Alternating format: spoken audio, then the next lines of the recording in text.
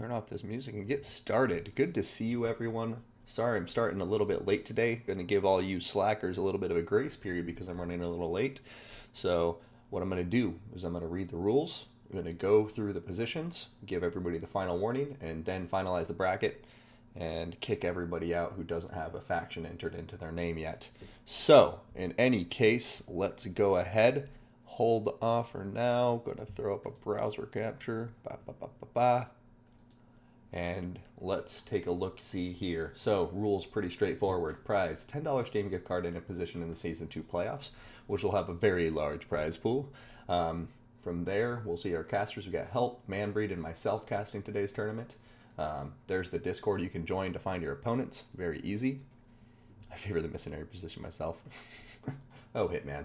You. Anyways, faction picking. So for the first rounds, they're all going to be best of one, and everybody has to insert a faction choice into their name. So for the beginning stage of the tournament, it's single faction. Everybody is playing one faction for best of ones. And don't worry about getting counterpicked because I'm going to randomize the brackets right before the tournament starts after I kick everybody who doesn't have a faction pick. Now, sub-factions, they need to be declared, okay? So that means if you're going to bring Averlorn for your battles, you need to put Averlorn, not High Elves, okay? So, same thing for Vampire Coast. If you're going to bring Saratosa, put Saratosa, not Vampire Coast. Got it? Iron Thunder, quack right back out ya. Slade X, Rigson, Avicnir, and Banana 33. Welcome. Good to see you all. Now, for the best of threes, first round, the top bracket, the physical top bracket, picks first and bans two factions. Vice versa for the second round. Third round, top bracket bans a faction. Bottom bracket bans and picks, and top bracket picks. Cool? Now, bans encompass the whole race, so you can't be like, well, I'm going to pick a sub-faction if he bans High Elves. And sub-factions must be declared during the pick. So if you are picking first and you say High Elves, you have to play High Elves. Otherwise, you need to specify your sub-faction. So, for instance, you can't pick High Elves. Your opponent then goes ahead and picks Bretonnia, and then you switch to Averlorn, okay? Because that does significantly change the High Elf roster. Bans only last for the round. Faction may be only be banned once in a best of three, and a faction can only be played once in a best of three. So, from there, battle settings, straightforward. Lobby time limits, please just don't take forever. Wicked Science and myself are going to be some admins today. Alright, cool. No worries. Oh, lovely Wicked Science. So nice. Dimmy G, good to see you. And nervous? Oh, don't you worry, bud. No need to be nervous. I'm sure you'll play wonderfully. So, those are the rules, guys. First map is Troll Country, then Black Forest, then Alpine Ridge. And I'll add some more once I do check-in, but sometimes, depending on the check-in results, the finals switch down, so I don't like to add them in there before I finalize check-in. But 53 players so far. Let's check out the participant list, and then we will get this started, okay? So, first things first.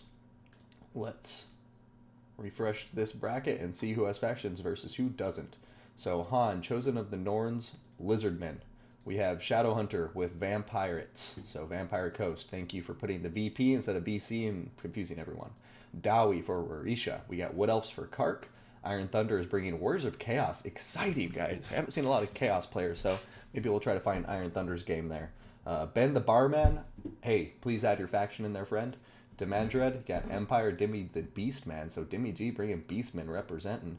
Halcon, you don't have a faction in there, please add it. Sarmation, we got Wood Elves. We got Battle with Beastmen. Loopy with Wood Elves. Wow, more Wood Elves than I've seen in a while. Sacred Band, Daniel's bringing Wood Elves too. We got Viosh bringing Skaven. Sim bringing Tomb Kings. Tito Moko bringing Vampire Counts. Dr. Payne, Sacred Band bringing... Dr. Payne, go ahead and add your faction choice in there, buddy. I don't see anything. Dark Elves for Sacred Band, Mist. Chronic bringing Skaven. Dragon Turtle bringing the Greenskins. Fallen, need to add a faction in there, friend. Burner, you got Tomb Kings. We got Williamos bringing the Lizardmen. Got a lot of Sacred Band clan members in here today. We got Soter bringing Wood Elves. Another Wood Elf player. Wow, this is surprising. Rigson with Skaven. Gamer Haku with Empire. Sentencia with Warriors of Chaos. Another Chaos player, guys. We got SSS Holder, Empire. Lizardman for Falcon and Geraldo. Hadris got some Dark Elves. Green, we got Skaven. Excuse me. Mukip, we got High Elves. Marcel, we got Empire. Jamie fucking Lannister, we got the Empire. Pegnoban, we got Tomb Kings. Odium Czar, we got Druki, aka Dark Elves. Shetland Apache, we got the Dowie. Nefergoth, we got Norska. A Move Hacker, we got Dowie. Red Zell, we got Beastman. Hadvar, we got Vampire Coast. Sneaky Kastan, we got Greenskins. We got Vampire Coast for Yobudal. Lupin the Third for Nagaroth, so that's a high elf sub faction. And then we got Santham for Norska, so we got a Norska player in there. Karstein, Norska. Crumper Greenskins, that's an appropriate name. Get Crumper, that must be the one, the only. Is that Demi G who put that in? Or actually Slade, probably. Anyway, Siphos bringing Skaven, Manbreed with the Bretonians. Yay, some representation for them. Void Laws with the Coast. Hitman Fluffy with Dark Elves. And we got another Coast. So it looks like Wood Elves and Coast going to be the most popular factions today. We haven't seen Wood Elves a lot in terms of lately, but we got some Chaos players in there, which is exciting. Let's go ahead and refresh this one more time. That is your grace period, guys. Sarmation, yeah, if you go in there and add a new faction, you can, but I'm going to finalize it, and then I'm going to shuffle it, so don't think it's going to be a counter pick or anything like that. But in any case, good to see you all. But yeah, let's see how this goes. So going through it one more time. Looks like Ben the Barman. I do not see a faction entered for you. Halcon, still none. Dr. Payne, we still need one from you. Fallen, we still need one from you.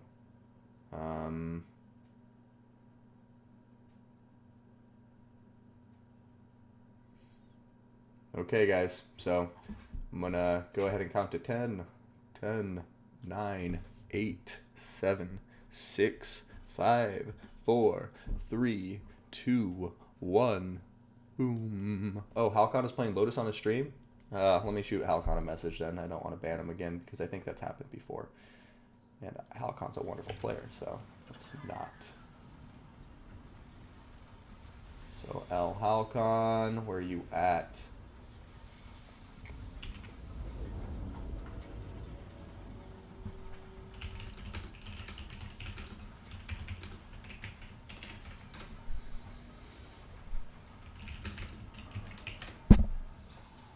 All right. Bretonia. All right, so Halcon bringing Bretonia, it looks like. Oh, never mind. It looks like he added it, he said, so I just being a terrible caster. Let's go ahead and refresh, and now we will boot everybody who does not have them. Get Crumper. Messages me, get crumped. Yes, agreed. All right, Ben the Barman, I'm sorry, friend. I'm going to boot you out of there because there's no faction. Halcon's got Bretonia. Thank you for adding that in there, Halcon. Beautifully done. We have Dr. Payne. Sorry, buddy. Not seeing you here. And Skaven Empire. Looks like we're all good to go from there, guys. If you find that you're playing a player I missed and they don't have a faction, feel free to let me know in a PM and I can disqualify them. But looks like everybody has a faction from there. Oh no, RTQC Fallen. Sorry, friend, not seeing a faction for you either. So let's go ahead and do this. We're going to shuffle the seeds. And now we're going to go over to bracket. And we are going to process check-in results. 51 players today, and then we're going to start the tournament. Okay, everybody? So tournament has begun, and I'm going to go ahead and turn off this browser capture, okay? Going to take my face off the camera. So let's update the scoreboard here too, because this is Hitman Fluffy, not Mukip.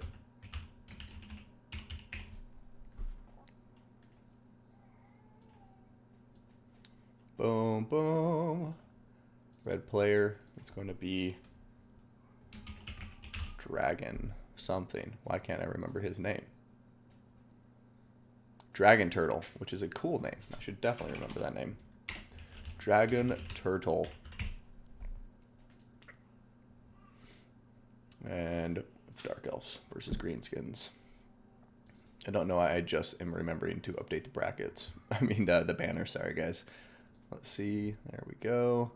Cool. So here we are, guys, loaded into the battle. Now, let's take a look at our blue player first. Bringing the Dark Elves, we have Hitman Fluffy.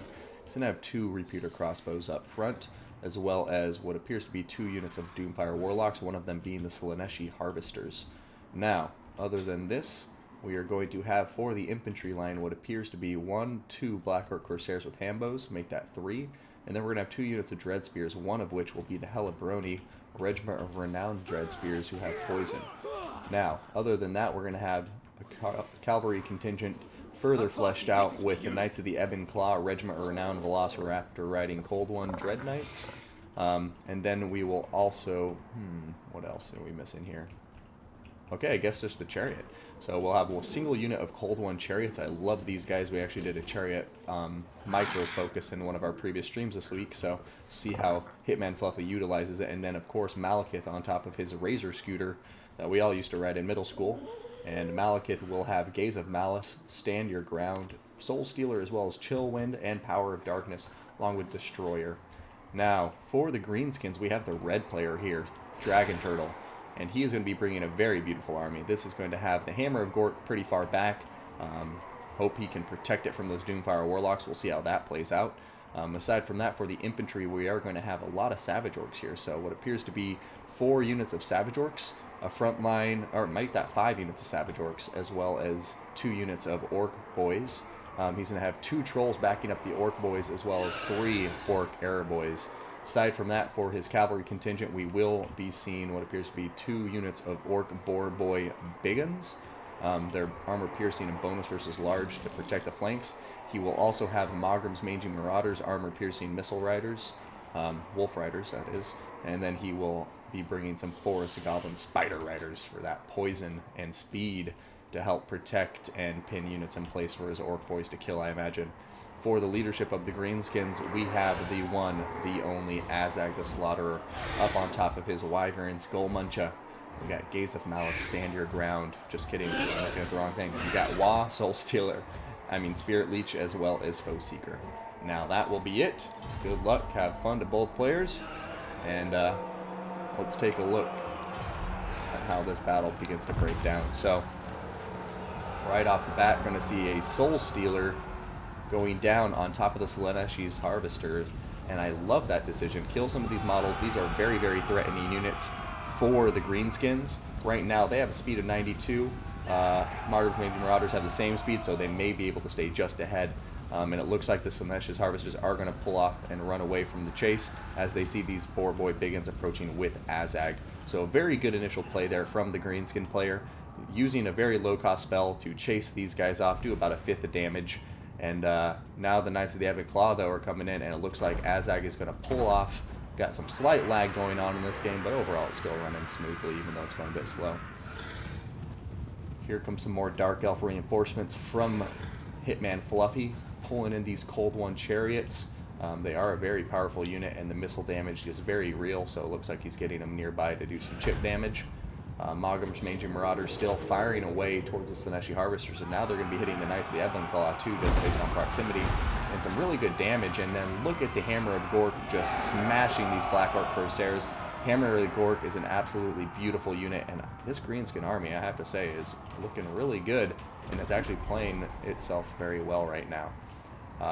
I'm curious to see how the Dark Elves contend with all this infantry from the Greenskins, but speaking of, here come the front lines coming up a bit closer. Black Orc Corsairs are firing into Savage Orcs, doing some good damage since they don't have armor, but the physical resistance will help those Savage Orcs a bit. Mogrim's Mangy Marauders are going to continue firing into these Slaneshi's Harvesters. They do have one Soul Stealer, so they can heal themselves up with that spell, but another Spirit Leech going down, this time on top of the Knights of the Ebon Claw. So Dragon Turtle playing this very close to his chest, pushing his Savage Orcs out, using some Trolls and Orc Boar Boy Biggins to mirror the movement of Azag. And yeah, right now he's doing a good job, because like, just looking across the line, this Greenskin front line is holding strong. But here comes Hitman Fluffy pushing in on the left flank a bit harder. He just did a Chill Wind across some Orc Error Boys there. There was a Gaze of Malice, but it looks like it dropped. But here comes a break in the Greenskin left flank, and now we have some Doomfire Warlocks coming around and potentially threatening the Greenskin back line if they don't protect it well. All these Savage Orcs taking so much damage, and you know, Hitman Fluffy doing a great job with his missile units, taking down some of these very elite Greenskins. But Wa has been popped, the charges are going off, and look at this. Knights of the Ebon Claw getting absolutely smashed. Slaneshi Harvesters are actually not looking too great either at the moment, and you know, curious to see what this means for the Dark Elves. Right now, the balance of power is shifting against them, and you know, the Knights of the Ebon Claw, very important unit. Same with the Slaanesha's Harvesters. Those two guys being routed right now is a huge loss. And then the Hammer of Gork is just continuing to smash all of these guys in the backline, trying to support with Overwatch fire. Over here, Forest Goblin Spider Riders being pulled in right at the right moment, going in with these Trolls to duke it out against these Doomfire Warlocks. And I have to say, we're seeing Dragon Turtle play this very well. Very, very, very well indeed. Looks like a Soul Stealer is going down here from Malekith, perhaps trying to help these Doomfire Warlocks in combat. But, yeah, I don't know. There's a lot of greenskins routing around the field right now, but the Orc Airboys are still completely healthy, have plenty of ammunition left. The Dark Elf Infantry is just worse for wear, and there's not a lot of it left. And the Slaaneshi Harvesters and Cav have also been neutralized for the most part. So right now, I mean, it seems that the Dark Elves are going to be at the mercy of the greenskins as we progress into the late stages of this battle. Alright, here comes Azag flying over, going to pop a Spirit Leech on top of Malekith. And I'm curious if we'll see him actually dive down into some combat. He does have Savage Orcs there to help meet shield and support for him. And it looks like we are going to be seeing that charge. So here he goes, diving right into Malekith. Looks like a Doom Wheel is being cast over here on top of the Trolls. And just look at this, guys. 2 full units of greenskins fighting these Doomfire Warlocks. And they're still not going to win, possibly, because the Doomfire Warlocks are just that good. Oh, man, a very close fight indeed. Looks like the Trolls' leadership may just barely hold over here as I continuing to chase Malekith. And Malekith does not want that. Oh, no, the lag is real. Did somebody hit the lag switch?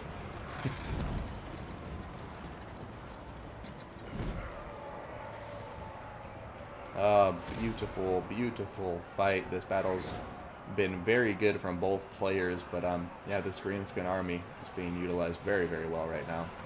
Malekith trying to run away from Azag, continue doing damage, but it looks like this game froze. Okay, here we go. Keep on going. I mean,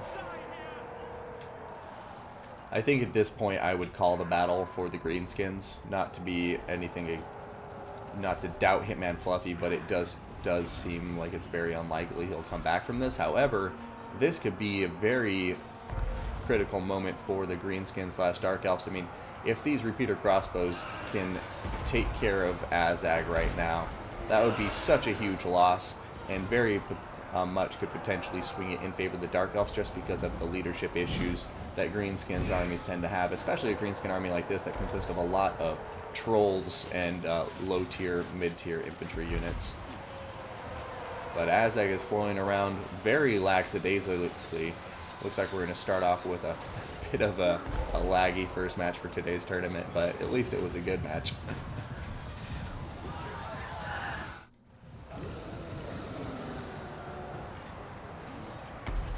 In comes Azag, killing the cold one chariot. Yeah, balance of power is really swinging against the Dark Elves now. Based on army losses alone, I think they got this in the bag. Knights of the Ebon Claw are duking it out with some Orc Boar boys over here. And as cool as they look, they're going to have a hard time against the regiment, or I mean some Orc Boar boy biggins with their bonus versus large and armor piercing. In a normal one-on-one fight, Knights of the Ebon Claw would absolutely bulldoze them, but at this stage, not so much. Oh, I wish this battle was running smoothly because I think it's a very cinematic one, if it weren't for the lag.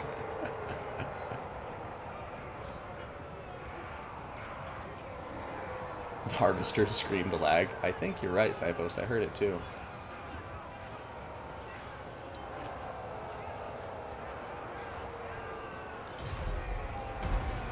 Alright, Dragon Turtles continuing forward. Hammer of Gork has not been interrupted like this entire battle. 96 kills on top of it. And, oh, but look at that, a Soul Stealer going down on top of Azag. Fortunately, though, it did only hit Azag. Oh, nope, I lied. There goes the Soul Stealer now. Hitting Azag as well as those Boar Boy Biggins. And that should do a good number to heal up Malekith, but is it going to be enough when the rest of the Dark Elf army is just so tattered?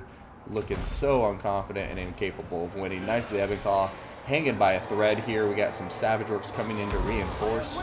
And yeah, at this stage, I just don't think the Dark Elves have what it takes, no matter how many Soul Stealers Malekith gets off. Unless it's in a single blob, it's just not going to happen from here on out. So a very great game to both players, but I have to say I think the Doomfire Warlocks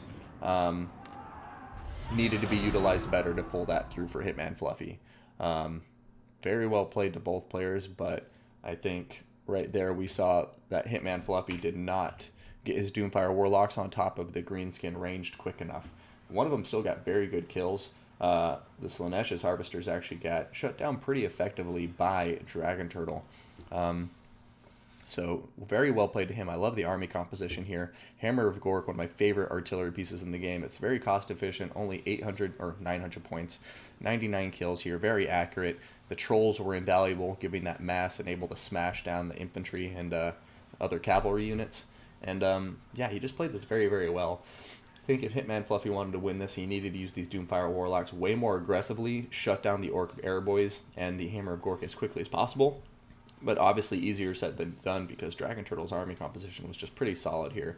2 fast units, Mogam Ranger Marauders, 4 Goblin Spider Riders to help out the Orc Boar Boys, who are very good in combat but just kind of slow and can't get their engagements too easily. So yeah, very well done to Dragon Turtle and Hitman Fluffy. Better luck next time, friend. Always a pleasure having you. So GG to both of those players. Let's go ahead and update these faction banners to these lovely Vampire Coast. And I actually have 2 different banners, so we'll use both of them. Boom, boom, boom. There we go. Taking off that army blocker as well as my ugly mug from the screen. And let's see Hadvar versus Noob Master. Vampire Coast versus Vampire Coast. When Noctilus duels Noctilus, who wins? Hope Void Laws brings Luther. Hey, last time we saw Vampire Coast mirror, it was in 2 tournaments ago, I think, from the HW League. And I have to say it was really entertaining because one player went with very small armies, single entity monsters. I think it was 2 rotting Promethean, or 2 rotting Leviathans.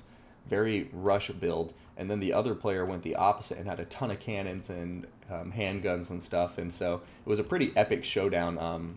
The person with all the cannons and handguns did end up winning in the end, but yeah, we'll see. Because, I mean, if there's one thing that I like about Vampire Coast is that, at least when it comes to a mirror match, it's a possibility that one player goes more aggressive, rushy, melee focused, and the other player goes more ranged. Whereas, like, Vampire Coast, it usually just turns into a straight-up heal blob all the time. But in any case, let's check this out. We got our blue player, who we'll start with a very large army, okay? Oh, shit, where you keep going, buddy?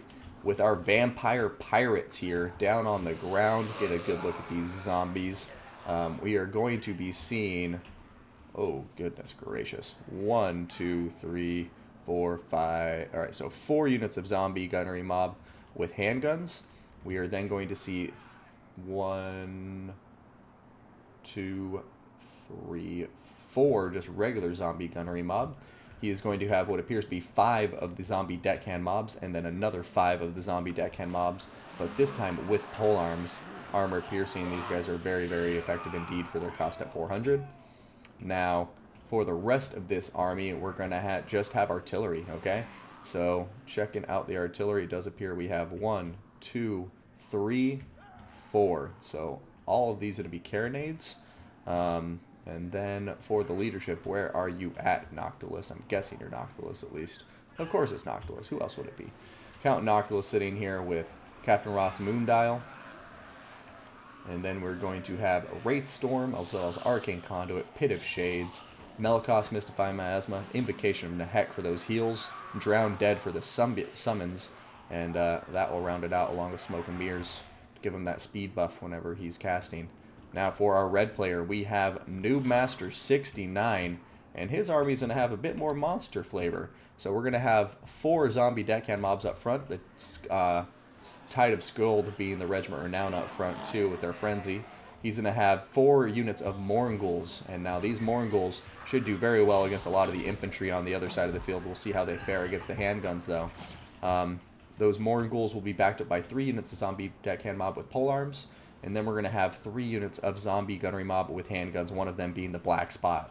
He's going to have 2 units of Fellbats up in the air to help shut down that ranged support from his opponent, and then Vanguard deployed in the back. We're going to have 2 units of Scurvy Dogs on either flank. Now for the leadership, we got Noctilus once again, and he is going to be rushing forward, taking some cannon fire. And fortunately, the Mongols staying hidden means they should be able to avoid a lot of that incoming fire, although it looks like they're not hidden. Are they not? It's weird. In any case, Mongols trying to dodge the fire right now. They have stop. It's weird. I don't know why just this one's hit him. In any case, front lines moving forward, and look at this gigantic blob of infantry being like probed by these Scurvy Dogs. Scurvy Dog coming out and thinking, how do we get in here? This is rather solid defensive geometry. So, yeah, right now the artillery really setting the pace for the battle, but we'll see if the Mongols change all that, because I think once the Mongols get into this juicy pot, it's going to be rough.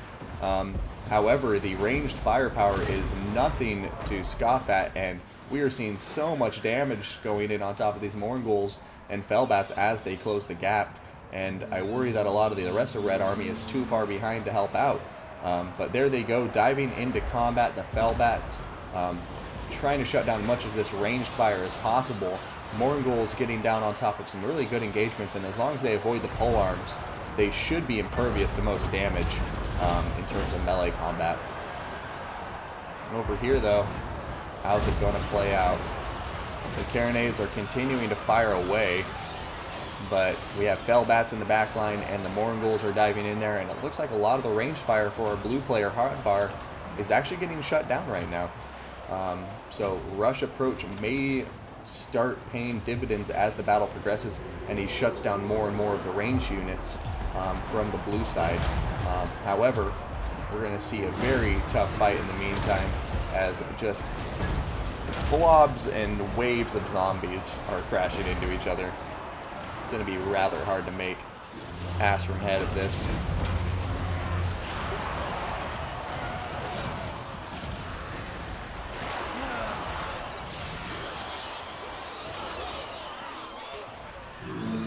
It's a mess. Just a zombie mess.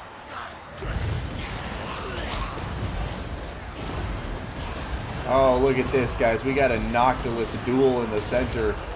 Does Noctilus beat Noctilus? My money's on Noctilus, personally. Bad jokes aside, the balance of power is now dead even. It was in favor of blue a bit ago, but now, as I mentioned earlier, look at the blue front line. It's starting to fall apart. And these Mongols being in combat is what's making the difference in the melee combat. Like, from the ranged fire, blue was really taking it to red. But now you see that our red player, Noobmaster69, still has all 3 of his handgunners online, full ammo, full health. Whereas blue, a lot of his range is super low on health. These handguns are about to crumble out, and it just looks like his formation was so tight that as soon as the Mongols hit it, they were able to pull through the front line and shut down the ranged line. And that's why, with Vampire Coast in particular, I really like the tar pit approach. You want to have your chaff a lot farther in front of the range units than we saw in this match, because they just don't have the mass to really stop things from getting through. And then they can slow things down from a distance, which allow the range units to get the most damage possible. But looking at this, Red is now focusing all of his ranged fire on top of Count Noctilus, this evil doppelganger, and we'll see how they do. Not going to be the most accurate targeting, but they will do plenty of damage over time. Meanwhile, over here, Red is in a strong pocket. We see that Noobmaster is using these Mongols to the greatest effect. Looking across the field, it looks like we have 2 units of Mongols still relatively healthy, and maybe the other 2 have actually crumbled out. But here comes a Wraith Storm on top of these Mongols, and we will see how they fare as Captain Noctilus calls in those magical, I don't even know what to call those, meteorites. Over here, what are we about to see?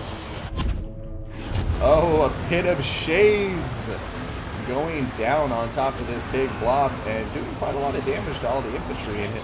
I didn't even see where the Pit of Shades was. Who brought that Pit of Shades? I think it was blue, wasn't it? Yep, it was our blue Noctilus here at the Pit of Shades.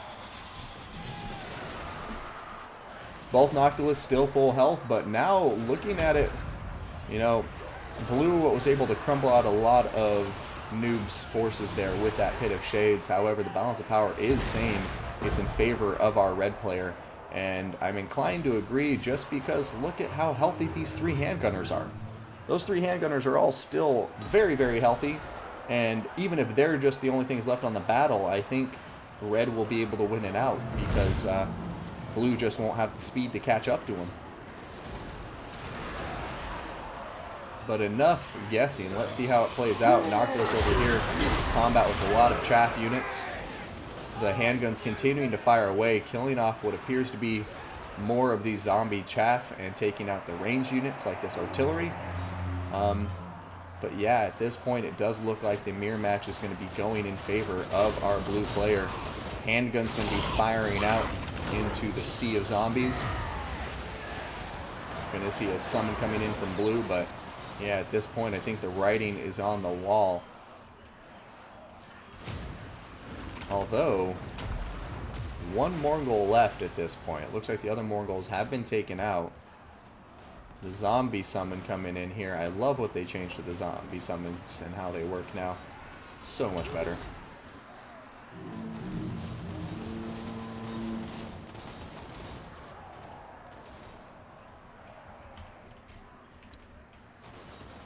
Alright, Mongols trying to come back in for some more combat, but I worry about them. They're going to be coming close to some deckhand mobs with polearms, and these handguns are firing into them already. Wraithstorm coming down on top of these handguns. Meanwhile, the black spot zombies just going to be pulling out, running away, waiting for this summoned unit of zombies to fade out of existence.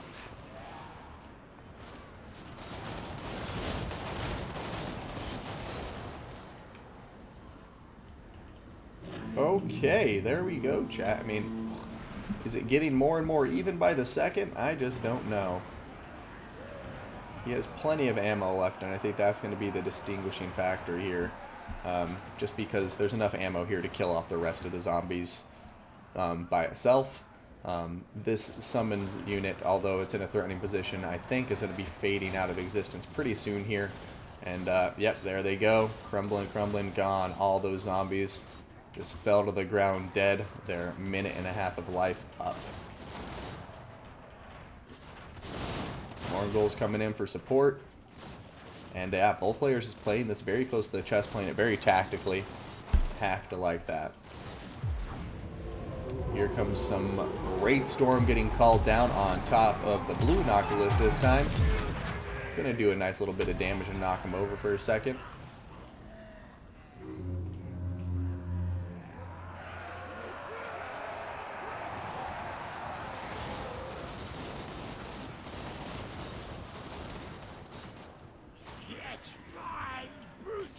Yeah, this battle's over.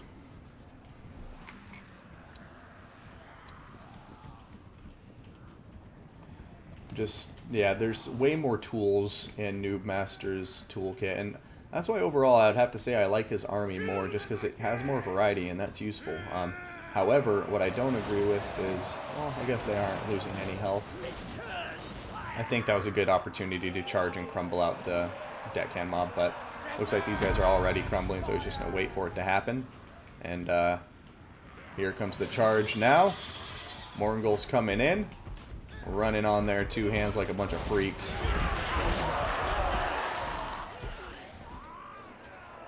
Noctilus going over there to try and help support.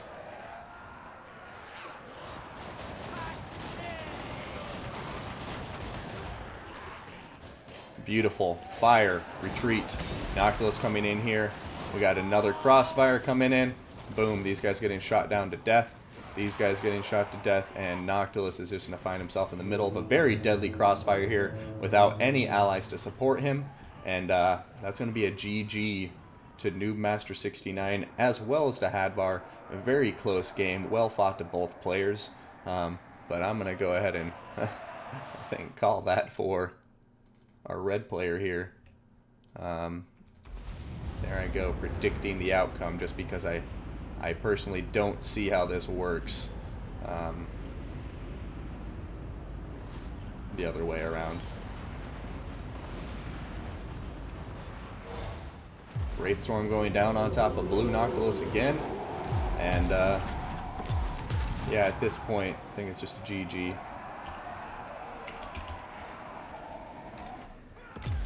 I'm going to be that asshole, but I'm going to be dropping the hints that this battle is over, friend. It's Noctilus versus Noctilus. And then there's just a bunch of red units and no blue units. So, I mean, I don't see how this is feasible at all.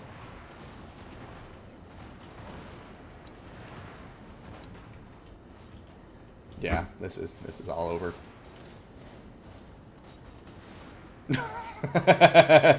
What's happening? Is he trying to dodge all this missile fire? But like, really though, what's happening?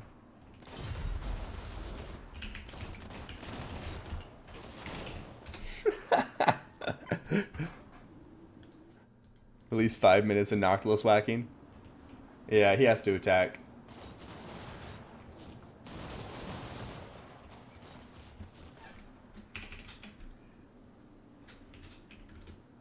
Okay, there it goes. He's attacking now.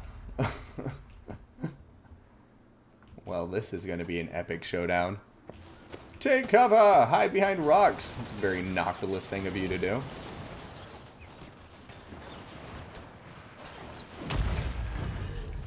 There he goes, Arcane Conduit getting popped. Hadvar! I just don't think you have this one, friend. I really don't. But it's okay. Here we go. Noctilus duel. They're like, oh man, you're doing exactly what I was gonna do. Here comes a blue summon. Will it be enough? It doesn't look like it. Those bullets are really just tearing through them.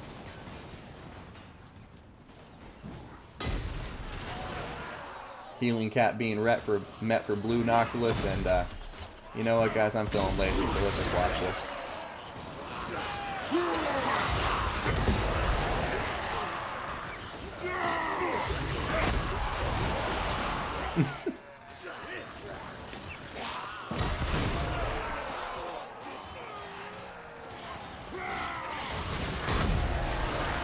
The last Samurai Indeed, the last Mongol.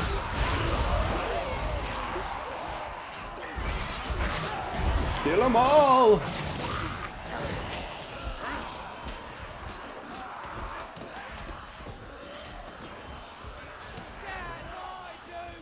Mongols, get out of there! Noctilus is gonna kill you.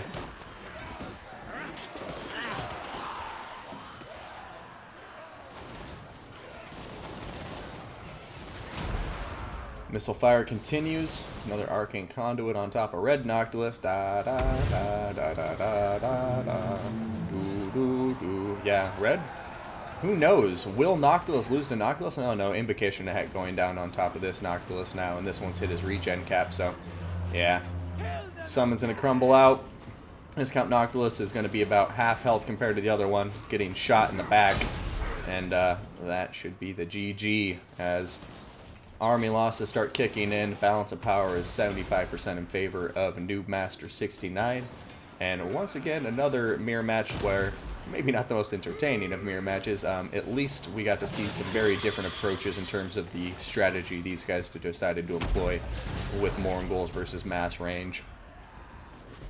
But, ironically, the person who had 8 range units ends up not having any range units in the end, and the person with just 3 ends up surviving with all of them, which is just goes to show sometimes less is more as long as you can protect it and manage it better than higher number of units. So very well played to both players. Noob69, you will be progressing as the superior Vampire Coast player according to that mirror match.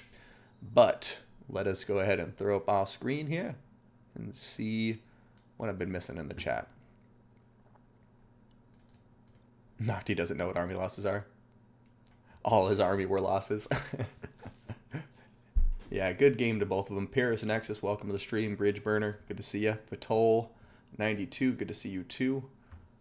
sure I've missed plenty of comments in the chat, so I apologize. But yeah, looking at the army, you know, huge army, small army. Well, not small, still 19 stack, but very well played to both players. But these handguns just really paid off compared to these handguns. I mean, as you can see, the kills on those 4 handgunners, 3, 25, 8, 3, all of those combined between, oh, that's insane. So here we go. 1, 8, 11, 36, 44, and 47. 47 kills. All 8 of these range units combined got less kills than a single one of these range units. All of these ranged units combined, 8 of them, got less than a single ranged unit in this army. Now, I think that's some powerful example of why it's so important to make sure you have open avenues of fire. You position your handgunners effectively so they don't get shut down. And these guys were firing the entire time, and it shows with the kills they got compared to these guys. That's really insane. So, just goes to show, guys, sometimes less is more as long as you can manage it better. Morngul's getting some very good kills on top of him, too. In fact, you know, I just like this army a bit more dynamic, had a bit more tools in its kit. And as you can say, even with the superior range firepower, this range did better. Okay. Forgot about that. But in any case, here we are, guys, with the blue player being Bretonia El Halcon bringing to the field. And then our red player, Vampire Counts, being brought by Toto.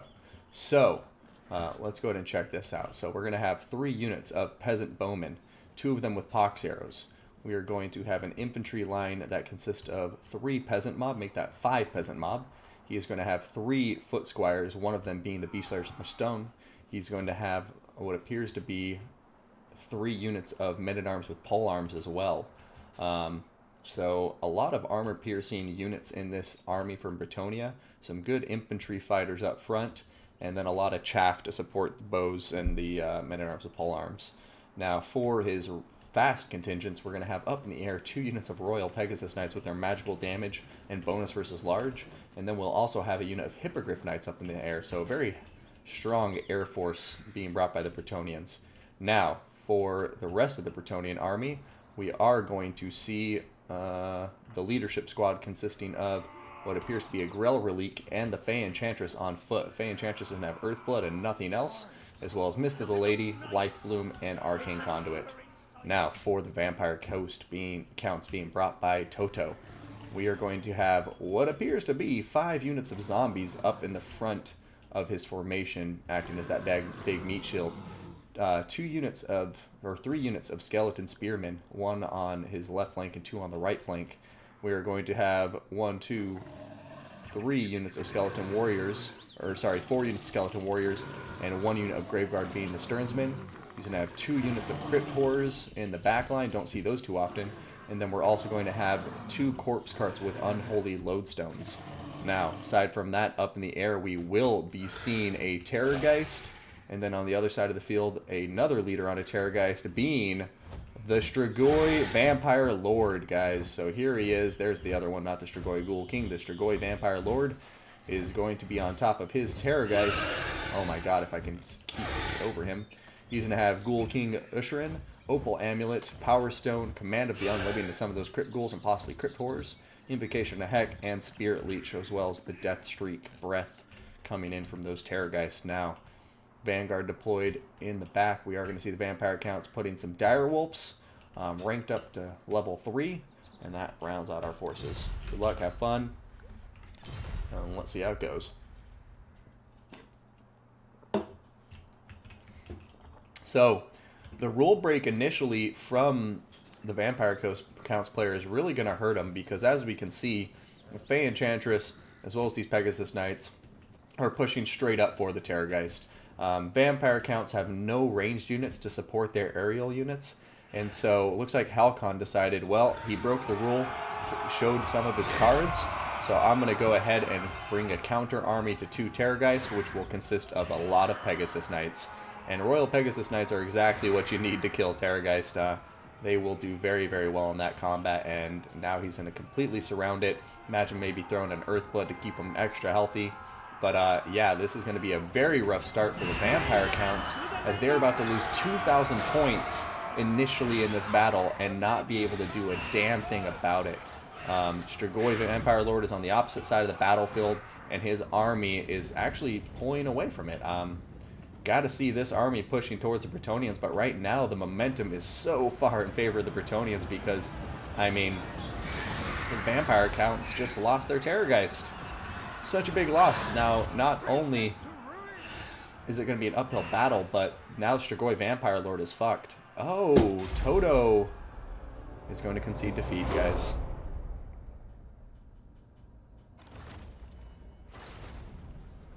Yeah, that was a rough one, but I can't blame Toto. I mean, I feel for the guy. That sucks.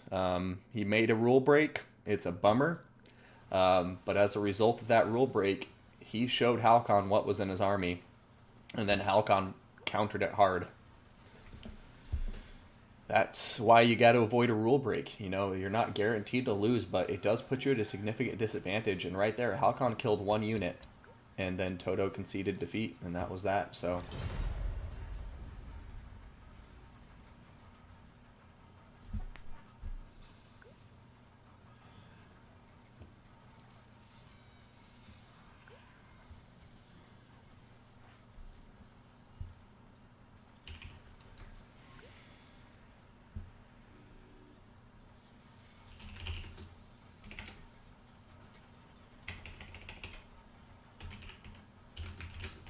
hey, you know, good game to both players. Toto, I want to give a shout out to Toto for being a very good sport. Thank you for not being, you know, a jerk about it or anything like that. So, very good play, sportsmanship. So, give a shout out there. Sounds like he may have been having mouse issues too, so that's never fun.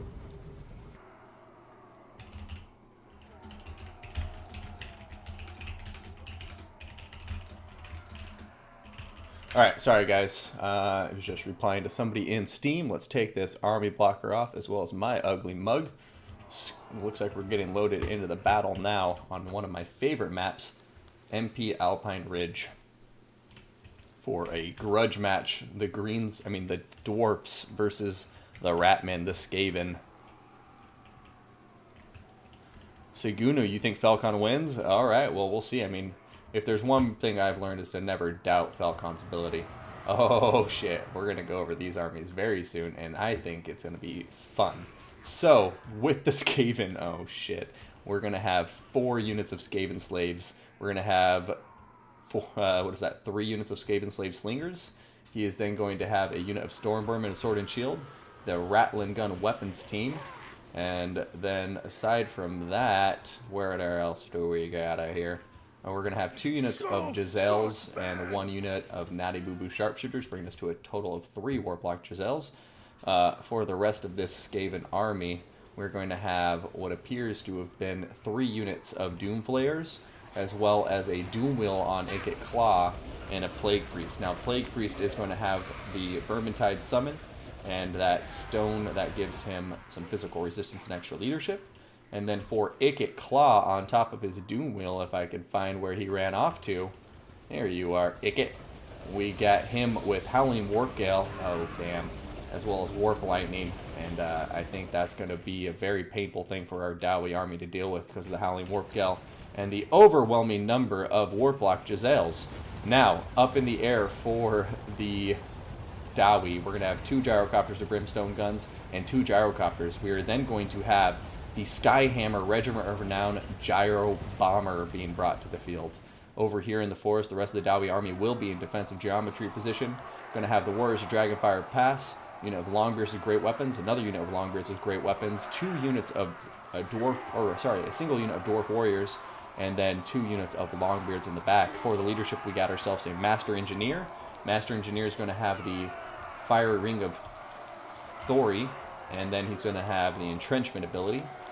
We're also going to have a Runesmith with the Shield of Negation and the Rune of Wrath and Ruin, as well as the Hammer of Karak Draz. For the last leader, we have Grombrindle, the White Dwarf, the badass that he is.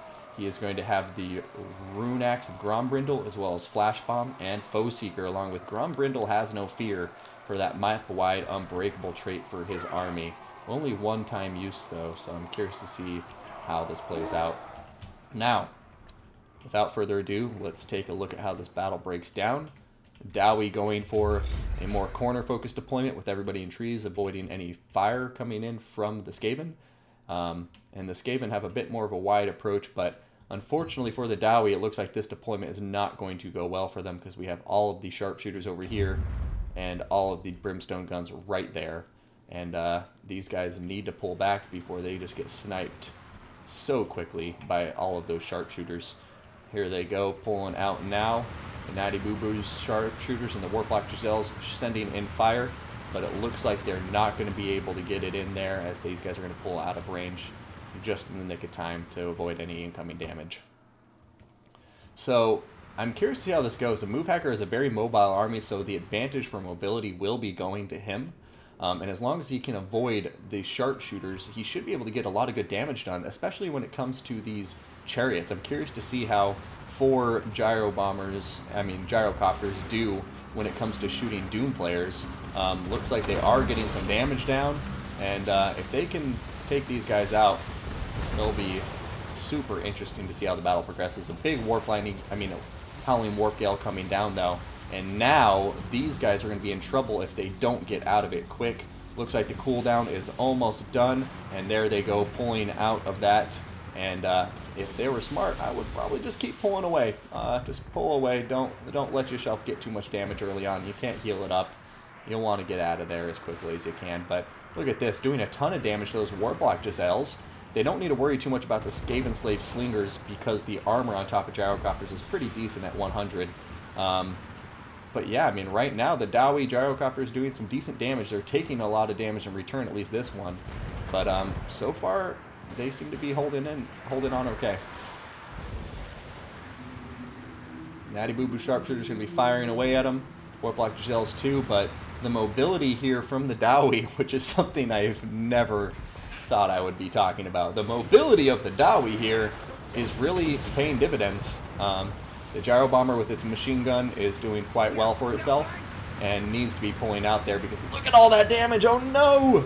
Natty Boo Boo Sharpshooters and the Warplock Giselles have come in very close and are doing a ton of damage to these guys. You need to see the Skyhammer get out of there. That's a very expensive unit, and you don't want to see it die so quickly. Oh no! Gotta get out of here, Skyhammer. Once again, I think he's just getting a bit greedy. You need to play it safer with these guys. That's a very expensive unit to lose. And it's actually going to be very important for him. There goes a Howling Warp Gale once again. And you've got to play this a lot more reserved while these Warplock Giselles are still online, because as soon as the Dowie lose this, the battle is over. If these Gyrocopters go offline, the battle is over. No doubt. They have nothing to stop these chariots. Damn. So, a Move Hacker trying to use his Gyrocopters to the best of his ability, but I'm about to give him an attacking warning because if he's not shooting, he's not attacking, and right now, yeah, I think he just got over eager with his Gyrocopters because he's taking too much damage. But in any case, the rest of the Dowie forces are going to be pushing out, so the attacking rule will not be breached.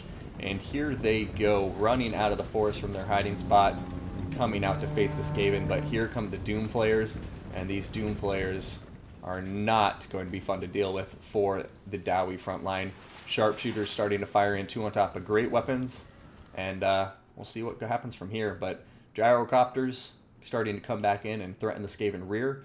Skyhammer has to be so careful at this point because I think one more volley and it's dead. We're going to see the Rune of Negation going down, giving 22% damage resistance to everything in this little circle. And we'll see how the Dowie fare as this battle continues on. There we go. Going to see... Okay, Gyro Bombers. Honestly, at this point... It's just killing Skaven Slave Slingers isn't good enough. Like, you need to go after the sharpshooters. And right now... They keep on coming up, getting in range, taking a face full of rounds, and then pulling back. Oh, man. Tough to watch, tough to watch. Over here, we're going to see a Flash Bomb on top of the Doom Players. Flash Bomb It's going to be slowing him down, but it's just about to wear off, and Grombrindle will get one hit before they run off without any issues. Would have liked to have seen that flash bomb saved a little bit. But here comes the Vermin Tide itself, diving into the Dowie, getting into some combat, and Doom players are pulling through now. And there they go, into the back of these Dwarf Warriors of Dragonfire Pass. Alright, now the Skaven are starting to push forward hard, and the Gyrocopters have split into two groups and are going around the flanks. And curious to see how the rest of this battle starts breaking down, because this is going to be the mid-stage of what you think is happening here. I mean, of this battle. Warp Gliding going down, probably going to do some good damage, but it looks like the Dowie are going to do a good job dodging it. And Fire Ring of Thori going down, but I would have to say that targeting there was a bit off, because the most damage is done at the tail end of the breath, as we know, and that one went off into nothingness. Over here, look at that. The Gyrocopter is just getting smashed. Oh, he played those way too aggressively early on. And now I need to... yeah, if he doesn't shut down the Warp Block Giselles, I don't know how he's going to win this. Howling Warp Gale going down once again. And these guys are about to get sniped out of existence by all of that Warp Block Giselle fire. And boom, boom, boom. Yeah, there goes all of those Gyrocopters. Warp Lightning going down here, this time on top of the Longbeards with great weapons doing some good damage, but looking at the field of battle right now, it does look like the Dwarfs are doing okay in this melee engagement against a lot of these infantry. Flash Bomb just got set down, and this means this Plague Priest gets absolutely crushed by Grombrindle, the White Dwarf, as he will not be able to escape. And look at this, the Flash Bomb on top of the Chariots too, slowing them down immensely. And if he can kill that Plague Priest, that's a huge win for the Dowie, as it will negate any potential summons that could be coming in the late game. But Grombrindle's going to let him get away. No, Grombrindle, kill him, kill him. But over here, going to see the Gyrocopters just completely shut down now. And without Gyrocopters, they're just going to be at the mercy of all the Skaven ranged fire. And as we can see, that Skaven ranged fire is doing more than enough damage to take care of these guys. Grombrindle coming out, trying to get down on top of these Chariots. And he's doing quite a bit of damage. Those Doom players down to half health. But it's just looking a bit rough for the Dowie right now. No Gyrocopters to speak of. They don't have Slayers for that Unbreakable unit. A lot of the infantry is holding strong, but as the Chariots continue to cycle in and out, and as this overwhelming fire continues to come in, it's going to be over. But once again, the Fire Ring of Thorgrim, I think, being misplaced a bit. I would love to see it to where the broadest part, like the final stage of that breath, is hitting into the thickest formation of Skaven. Look at the Rattling Gun weapon team opening up fire into the sides of these Dowie forces. And yeah, this is just getting bad.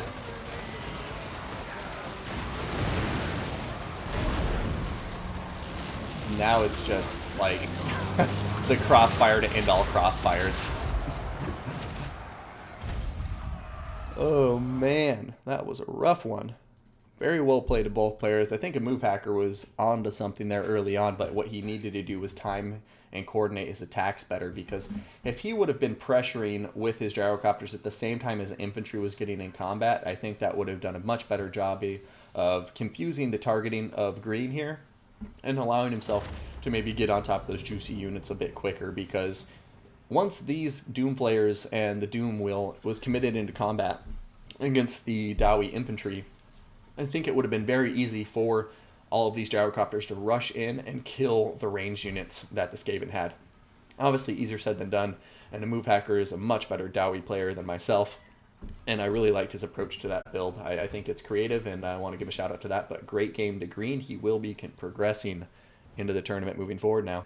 All right, 1 second. Let's get this Boo Army Blocker out of here. Lou Diamonds, thank you for the subscription, my friend. Gandalf is so happy, and so am I. Yeah, thank you, though. Appreciate it. Hope you're enjoying the stream, man. All right, but in any case, let's get my face off of here and go over the armies at hand. So we got our red player. We have El Halcon with Bretonia. Starting with the infantry, Bretonia will have 5 men-at-arms. He's going to have 3 foot squires. On top of that, he will have 2 units of men-at-arms with spears and shields, and then he will also have a single unit of peasant mob. For the range contingent, we are going to see 3 peasant bowmen, 2 of them with pox arrows once again. For the cavalry, we are going to see the defenders of the fleur-de-lis, along with the Knights of the Lion-Hearted and a unit of Grell Knights over here. And then we are also going to see a unit of Knights of the Realm and the Companions of Corel, the questing knights with physical resistance and resistance to fire damage. Now, other than that, for the leadership, we are going to see the Fae once again. This time she is going to be on top of her Unicorn Silveron, and she is going to have Arcane Conduit, Earthblood, as well as Life Bloom, and that will round out our Bretonnian army for El Halcon. Going on to Falcon, which I'm sure I'm going to confuse their names consistently throughout this battle. Oh shit, I also totally didn't even change this, so Falcon. Read, red, fix that, red player, El Halcon. I messed it all up, guys.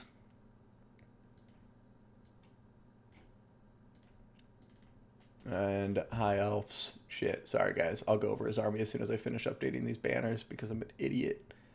Just an idiot. Okay, here we go. Now, for Falcon's army, we are going to have what appears to be 3 units of Spearmen, 1 unit of White Lines of Trace. He's going to have 4 units of Lothran Sea Guard for that bonus versus large. And sorry, that's actually going to be 4 units of High Elf Spearmen total. He's going to have the Fireborn in the forest here, the Regiment Renowned Dragon Princes with their bonus versus large and fire damage. And then he will also have Alariel the Radiant up on top of her Eagle. Her Eagle will have Star of Avalorn, Arcane Conduit, Tempest, as well as Earthblood and Phos Protection, along with the Boon of Isha. He is also going to have up in the air a Star Dragon, and this Star Dragon will just be bringing that breath, and I believe that will round out our High Elf army. Very small, very elite. So good luck, have fun to both players, and let's see who comes out on top here. Looking at deployment, Bretonnia, obviously with a very wide formation, a lot of infantry in it, and a very healthy contingent of cavalry. Keeping the right flank hidden along with the Fey Enchantress. Blue player, Falcon, going to be going with a tighter formation, trying to take advantage of a lot of anti-large units, as well as some single entity monster action from that Star Dragon, because Bretonnia does struggle against single entity monsters. But yeah, so here it goes. Both players starting to make the approach, and Falcon going to be flying forward with the Star Dragon and Alariel to get some scouting done.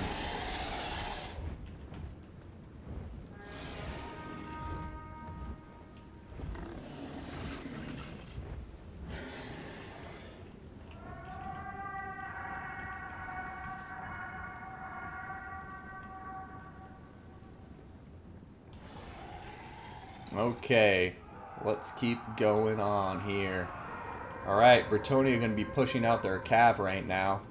Falcon to be pulling back his Star Dragon and Alariel to react. And it almost looks like Bretonnia is going to go for a cheeky charge into the White Lines of Trace, but then turn around at the last minute, draw out some fire from those High Elf archers. And now we're going to see Alariel trying to dive in on top of the Fey Enchantress. Star Dragon chasing after as well. Bretonnia is pulling back through that forest line. I don't know if the Star Dragon wants to land here. It looks like it's going to anyways, but as soon as it lands, its speed will go down low enough to where the Fae can escape. Oh! Is that dragon about to get caught? There we go. Dragon is gotten hit in the back by these Bretonnian Knights. Will it be able to pull out is the question. We do have the High Elves pulling in to help support, but these White Lines of Trace are going to take a nasty charge from the Companions of Corel. The Knights of the Lion-Hearted are continuing to dive on top of the Star Dragon, trying to keep it on the ground. We're going to see an Earthblood. Oh, just kidding, not going down. We're going to see the Firebarn with Phos Protection on top of them.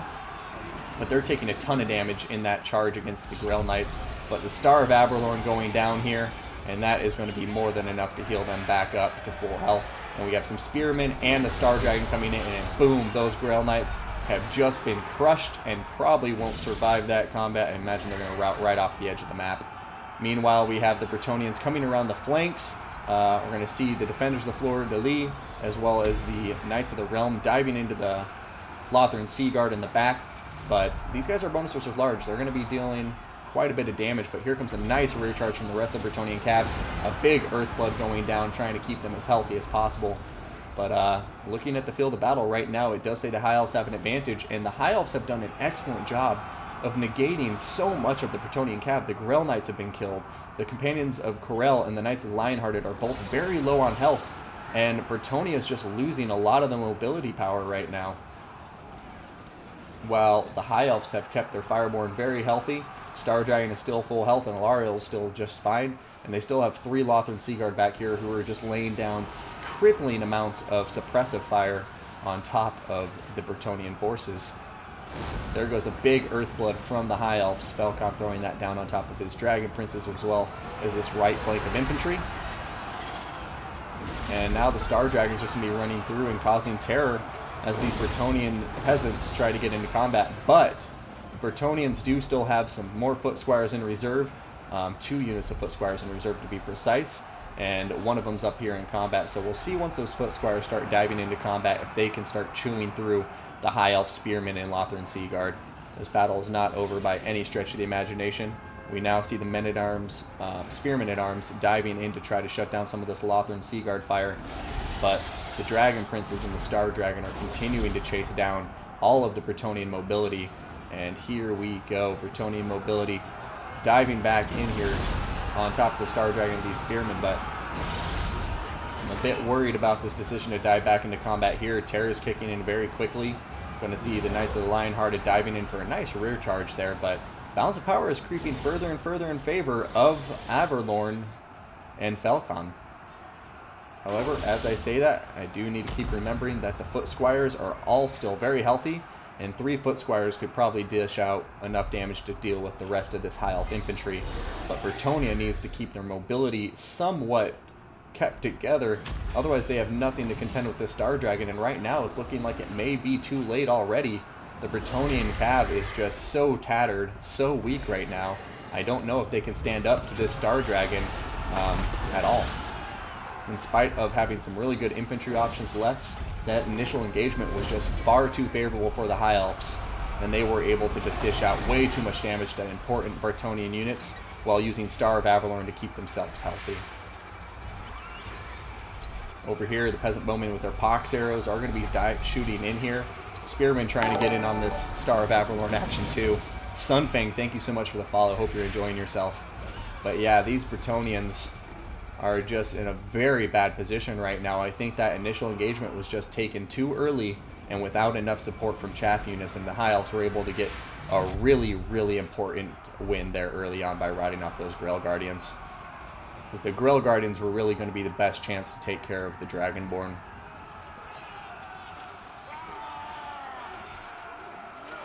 Over here, Lothran Seaguard are just going to keep on wrecking everything, and we're just going to see a lot of missiles going off here in the late stage of the battle. Peasant Bowmen trying to counter these Lothran Seaguard, but the Lothran Seaguard just too tough to take down, and here comes a big breath on top of these Foot Squires, and is it going to just absolutely destroy the entire formation?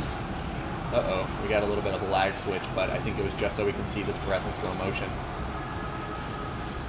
Oh, God! There's just a bloody puddle where that unit of Foot Squires used to be. That was pretty gross.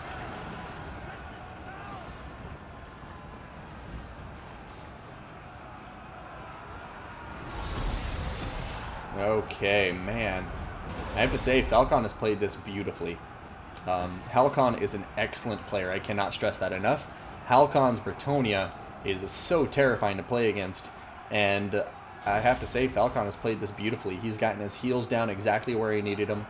He got the engagements exactly how he needed to get them done.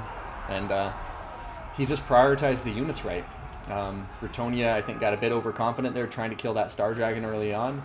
And when they lost all that cavalry, then it really just swung the momentum in favor of the High Elves. Earthblood going down here, trying to help bring some of these peasants back to the fight, but balance of power is shifting more and more in favor of the Falcon, and just the Star Dragon alone, I don't know how Bretonnia plans to deal with it. They just don't have enough firepower on the field. or enough cav on the field, to be honest, in order to take down something as threatening as the Star Dragon, who has 6,000 health points, 80 armor, very solid leadership right now. So yeah, going to be a tough one, but army loss is going to kick in, and that will be a win for Falcon's High Elves in an upset, because Bretonnians tend to be favored in that matchup. So very well played to Falcon and El Halcon, but yeah, Falcon coming out on top there.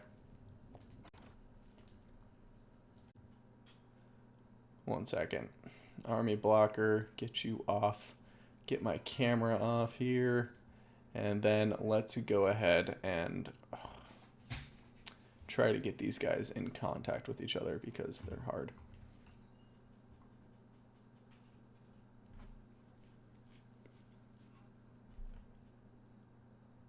Yeah, I get it, everybody. I apologize.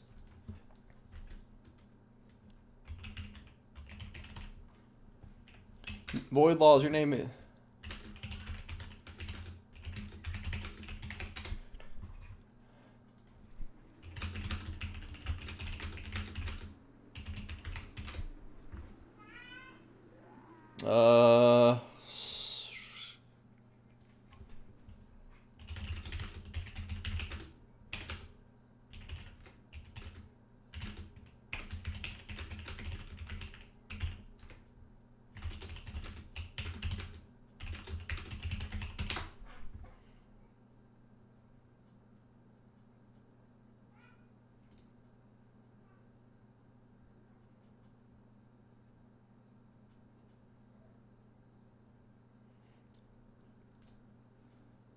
Okay.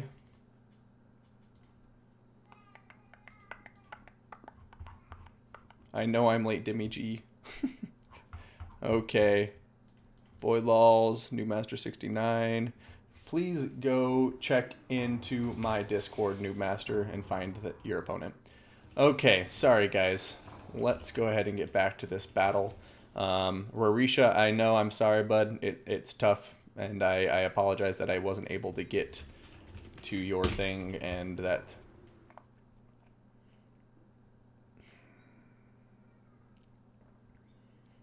The thing is, yeah, he's already been knocked out, so sorry, Rarisha. Yeah, I apologize. I need to get more admins in my tournaments moving forward so you guys have more resources. So, in any case, let's take a look at the High Elf army being brought by Falcon, our red player. He's going to have 2 units of Dragon Princes, 1 on either flank. He is then going to have a center that is going to consist of a lot of Lothern Sea Guard. So 4 Lothern Sea Guard. He is then going to have 4 units of Dryads up in front of them. And then a 3rd Dragon Prince that apparently I missed. Up in the air, we're going to see a Sun Dragon, bright orange, ready to fly around very quickly with a 95 speed. And then for our leadership, we will have the Fey Enchantress on top of her steed. Fey Enchantress will have Star of Avalorn, as well as Arcane Conduit with Earthblood, Frost Protection, Shieldstone of Isha, as well as the Shield of Safari and Life Bloom. Now, going over here to the Skaven being brought by Sipho's. We are going to have a front line which consists of 5 units of Skaven Slaves. He's going to have 2 units of Stormburn with Sword and Shield, 1 with Halberds being the Unbreakable Council Guard. He is then going to have 4 units of Clan Rat Spears with shields behind them. Now, 2 Rat Ogres to add some mass, as well as 2 Hell Pit Abominations. And then we are going to have a Gracier of Rune here on the field on top of a Screaming Bale. Going to have Arcane Conduit, Death Frenzy, Howling Warp Gale, Warp Lightning, Unholy Clamor, as well as Scorch, Musk of Fear, and the Wall of Unholy Sound. Now that should round out these forces, and I'm worried for the Skaven army, guys. I think these Lothern Sea Guard are going to have a field day, but only time will tell. There are quite a lot of targets for them to focus on.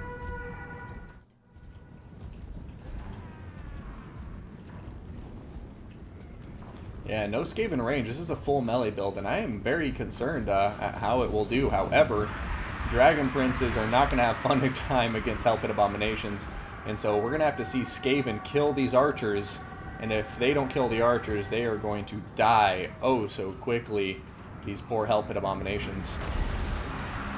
Oh, are we going to see a Howling Warp Gale on top of the Sun Dragon right now, pinning it in place? If we do, that would be absolutely beautiful.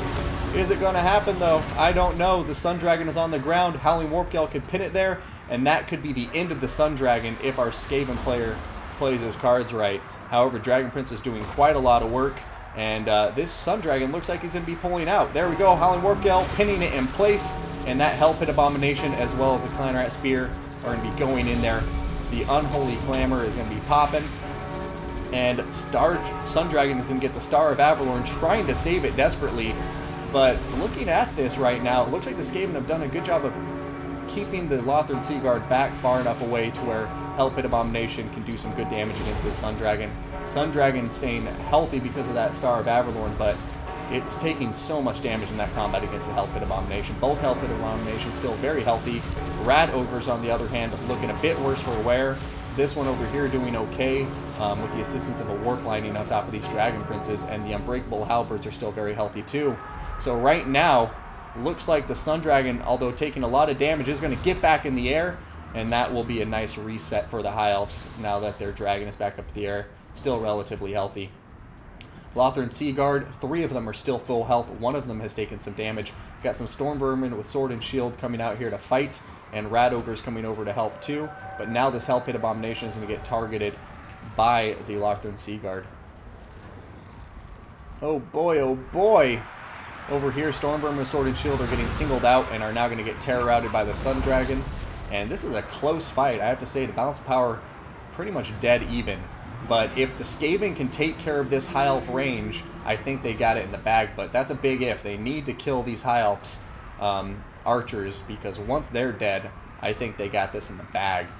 Because there's nothing in the High Elf army that will do particularly well against 2 units of Hell Pit Abominations. But the Lothran Seaguard playing it safe, pulling back very far. Both players playing it safe. I love the spacing game that is going on here with the Skaven periodically sending out slaves and other units to push these Lothran Seaguard back further and protect the Hell Pit Abominations and stuff and zone them out. But Stormburner, Sword and Shield are absolutely devastating these Dryads. Dryads don't stand a chance in that combat.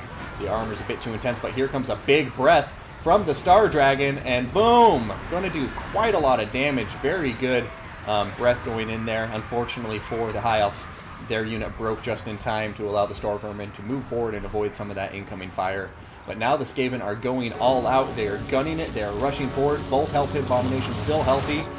They're closing the gap on top of these Lothran Seaguard, throwing down Warp Lining, everything they could possibly think of in order to shut down this ranged fire. But we need to see the Skaven really take care of these guys right now. Faw's Protection going down on top of everybody in this army, along with an Earthblood, and that's really going to help these High Elves out in combat. But the Sun Dragon is now in combat with the Council Guard, and there's 2 Hell Pit Abominations very close by, and if a Howling Warp Gale goes down on top of that Sun Dragon right now, we could see it get melted by a double team coming in from these Hell Pit Abominations.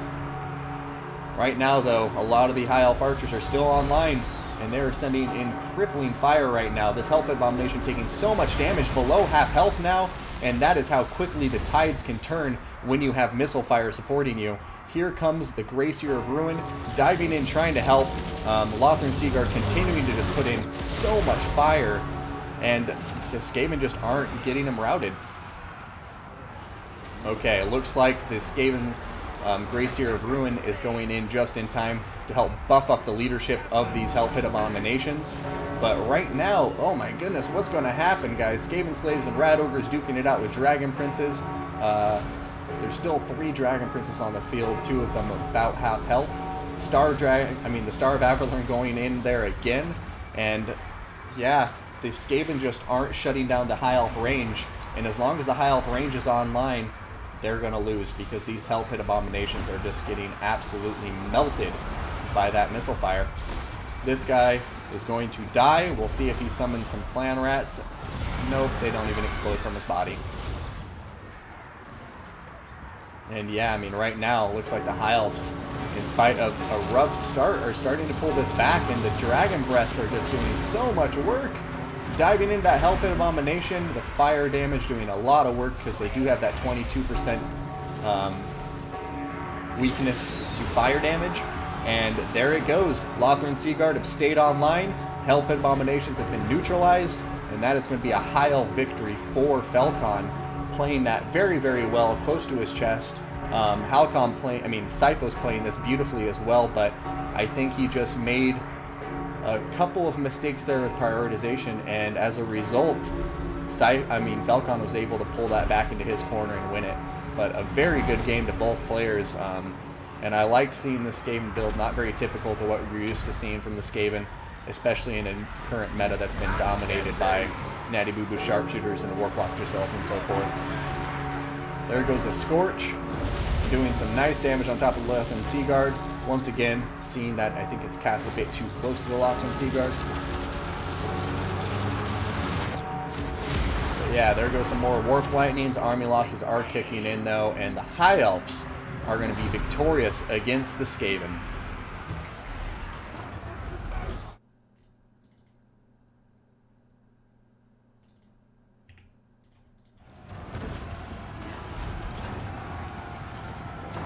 You get out of there, little rats.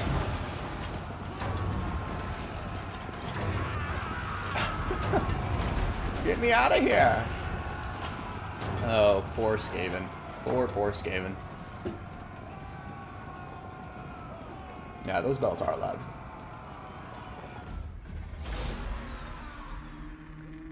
Star of Forgiveness.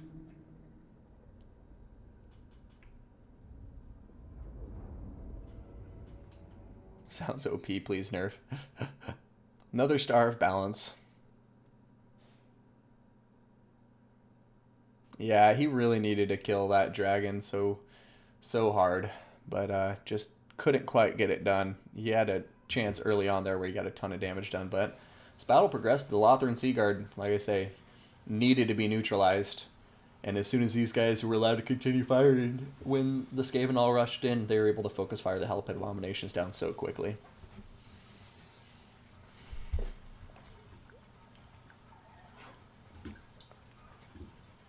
Oh yeah, no, I think that's a viable army for the Skaven, and I think Syphos was playing it really well, and it was just in the end he wasn't able to shut down the ranged fire, because this Skaven army, as soon as ranged fire is neutralized, dominates everything in this high elf build. But he needed to shut down the ranged fire, but since he couldn't, that's just what spelled defeat, because Hell Pit Abominations, Rat Ogres are really good in combat, but they're really weak to missile fire. So, well played to both players.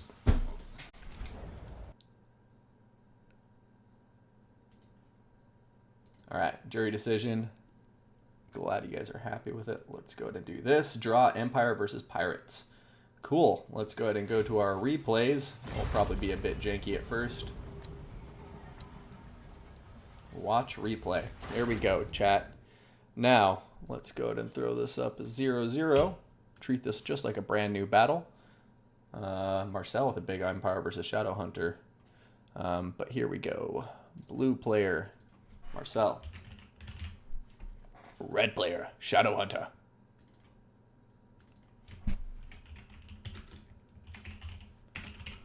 I hope both of these guys are in the chat right now so we can give them both shit, or give the rule breaker shit. If there is a rule breaker, that is. Empire versus Coast. Red player. Okay, cool. So, looking at the armies here, we're going to see the Empire player with a very large army going to have what appears to be 1, 2, 3, 4, 5 spearmen, 5 swordsmen by the looks of it, one of them being the Unbreakable Sigmar Sons.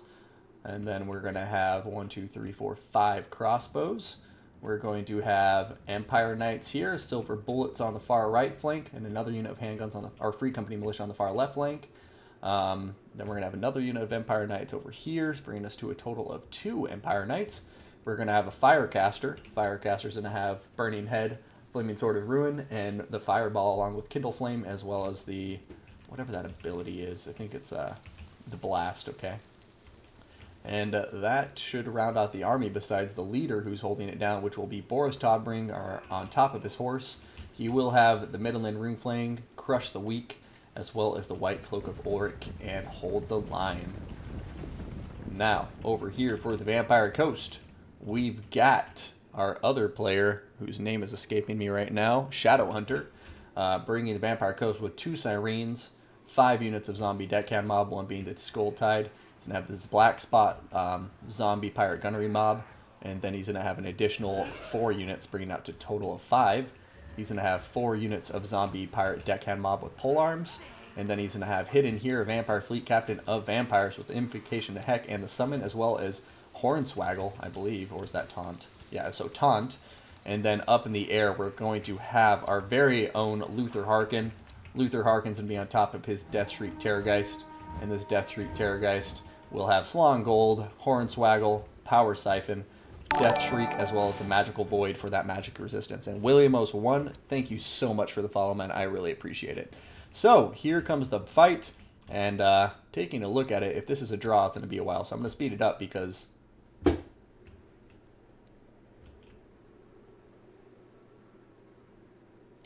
Okay. Well, already, vampire counts are not attacking. There's usually a 4 or 5 minute grace period, though, before we force it. So we'll just watch as the timer progresses. But right now, both players moving up very slowly. And this is going to be a draw. That's why I'm going to fast forward it, because I know this is going to take 20 minutes. And I have to say, right now, Vampire Coast isn't attacking. But the Empire seems to be pushing forward just fine. Okay. In comes the Coast. DK2406, thank you so much for the follow. And yeah, so Sirens are going to dive out here into combat, but then pull back. Looks like gun lines are going to open fire, start shooting the Empire. I mean, as of right now, I would say for the initial stage of the battle, it was under 5 minutes, so it's okay. They're both at this point attacking each other. And it's just going to be a very big, wide engagement line. Handguns are going to continue firing in. Empire is closing the gap, but yeah. Ooh, burning head going down here too. Going to absolutely just burninate that first unit of handguns, and the other ones won't be going through.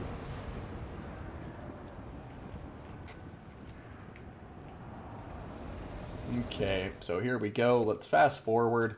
Both players are attacking. No rules are being broken right now. Over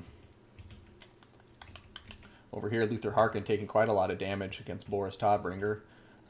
Looks like the Empire's in the back lines. Both players are attacking. Both players are attacking. No rule breaks that I see. Empire wins the end, yeah. I don't know. I mean, according to Apache's rules, I think there is a time where you can get set up, so I don't... The initial engagement for sure was a bit cheeky with the Vampire Coast just going in for breaths, but it's definitely, at this point, a fight where both players are fighting. Luther Harkin going to kill that Bright Wizard, or terrorize him.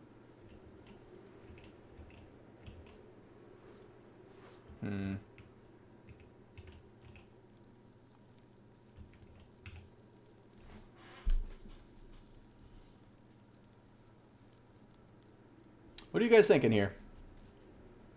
I think 5 minute stand is a rule break. Let me go ahead and pull up the rules here. Yeah, single entities don't count as attacking Mukip. You're absolutely right. So he wasn't attacking in the beginning. The thing I'm going to verify in the rules right now is how long of a grace period they have to start attacking. So give me 1 second, chat. And if Apache's in there, you can let me know. There's a 0 minute grace period. Not 2 minutes, yeah. Don't worry, guys. I'm pulling up the rules of play, and I will give the player the win accordingly who played it right. Right now, let's see. All right, attacking rules. So here we go. Luther Harkin getting shot to pieces. And right now, it looks like the Vampire Coast is actually chasing routing units, too.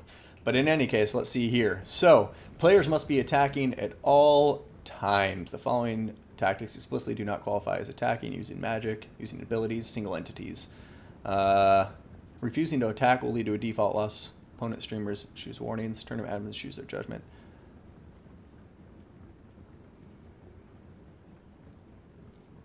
So, after battles run beyond 10 minutes, single entities that enter melee may not retreat. Okay. So yeah, no, there is no grace period that I see.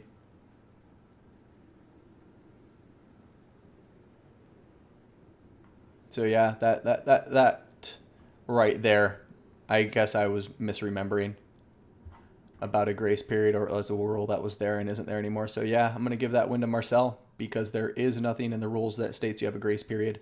It simply states you have to do it. So DK2406, thank you for the follow.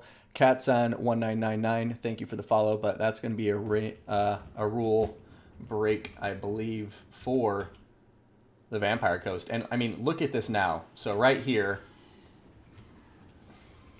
I don't know. Let's see how the battle progresses, because that first part is a rule break in my opinion. But I'm almost certain that right now it looks like we're probably going to see a second rule break, perhaps, as the Vampire Coast maybe isn't even moving to attack. Yeah, they're not attacking at all right now.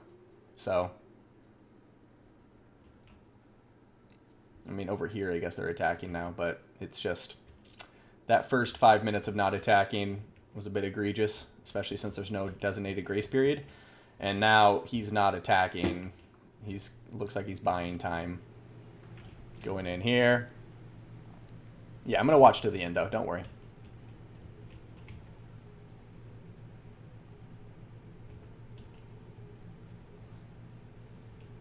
Yeah, I'm willing to give some grace on when you have to engage. And right now, actually, shit, look at that. Boris getting chased off by Luther. And a lot of the Empire force is getting chased down right now. So, shit, I don't know. Thank you, Guac, for the follow.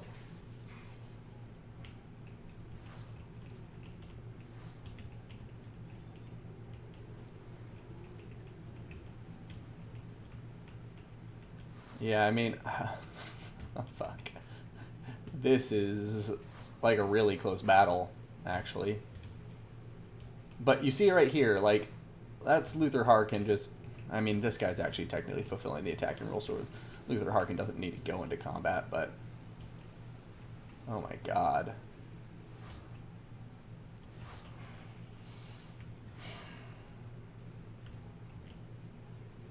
Alright, so this is what's going to determine it. I'm going to watch the beginning one more time and see what the timing was for that. Because I think the most egregious part of not attacking was in the first stage of the battle. Correct me if I'm wrong. But the rest of the battle, they were fulfilling the attacking rule for the most part. So check army and slowly move. Yeah, it's a tough rule. Like 40 seconds at best, not 2 to 5 minutes, yeah. Dav plays calling for Empire. Give it to Empire. He didn't move for 5 minutes. Well, guys, let's check this out. Yeah, in the rules, it says no grace period. There's nothing specific about a grace period. So what I'm going to do right now is if I see that he doesn't move for more than 2 minutes, it's like, here we are. No attacking. Empire is pushing forward. It's silver bullets to get some shots in. So there's an effort. Empire is still pushing forward. Minute and a half. Vampire Coast hasn't done anything, right? So right now, 2 minutes, still no attacking. And here's the reason that I'm especially kind of not for is like right now, this is 2.5 minutes, no attacking from the Vampire Coast. Remember, breaths do not count as attacks. So right now what we're seeing is it's going close to the 3 minute mark and there has been no attacking from the Vampire Coast, okay? I want to make sure everybody understands this so you understand my ruling, okay? Right now, Vampire Coast has not moved. They have not done anything to maneuver towards their opponent or attack whatsoever. They've sent a single entity forward, and we are approaching 4 more minute mark where this is the first time a non-single entity unit has moved. And now they're not even attacking, they're pushing forward and running back. And we're going to be coming up on a 5 minute mark without any genuine attacks from the Vampire Coast. So I'm going to call this for the Empire.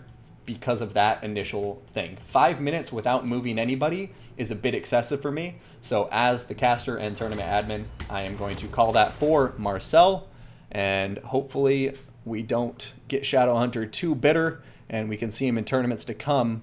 But sorry, Shadowhunter, I'm going to go with Marcel for that one because he was making an attack effort, whereas you do not appear that you were, especially in the early stage of the battle, which directly affects a draw in the late stage of the battle. So, good game to both players. I mean, I think Shadowhunter played that well once they actually got to fighting, so I wish he would have committed to fighting earlier because I think he was playing that well once they got into combat. I just don't know why he sat there for 5 minutes only using the single entity to do anything.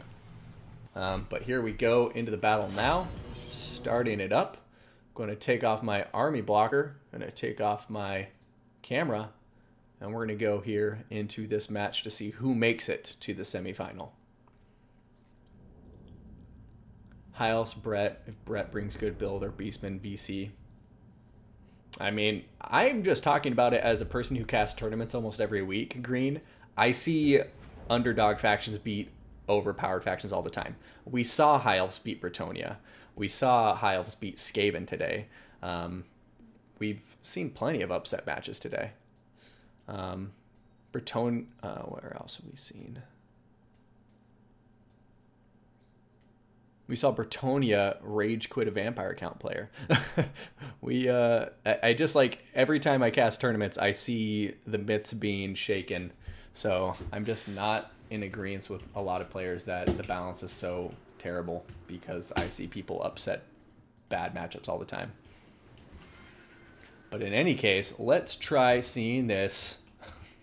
Let's see who comes out on top here. So we have our red player, Yoba, bringing the Vampire Coast. So he's going to have a very large army consisting of 4 Morghuls. He's going to have 4 deck droppers as well up in the air.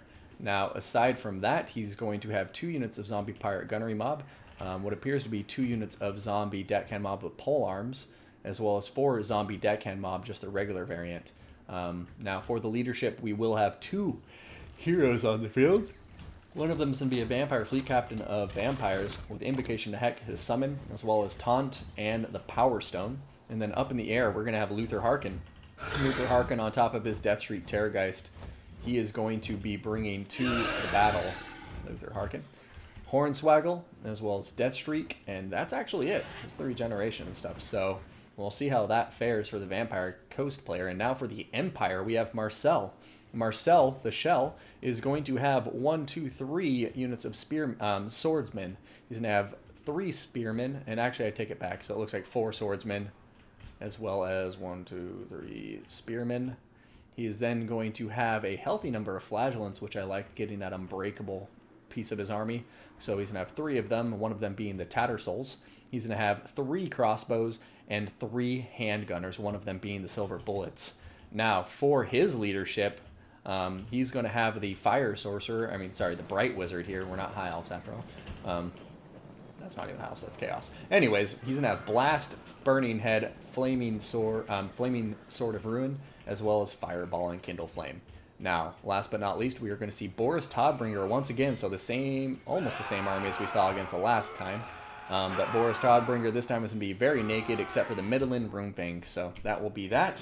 Good luck, have fun to both players, and let's see who comes out on top between the Empire and the Vampire Coast. We have not seen Chaos beaten counts. That's a very good point, Avigneer. That's probably still one broken match.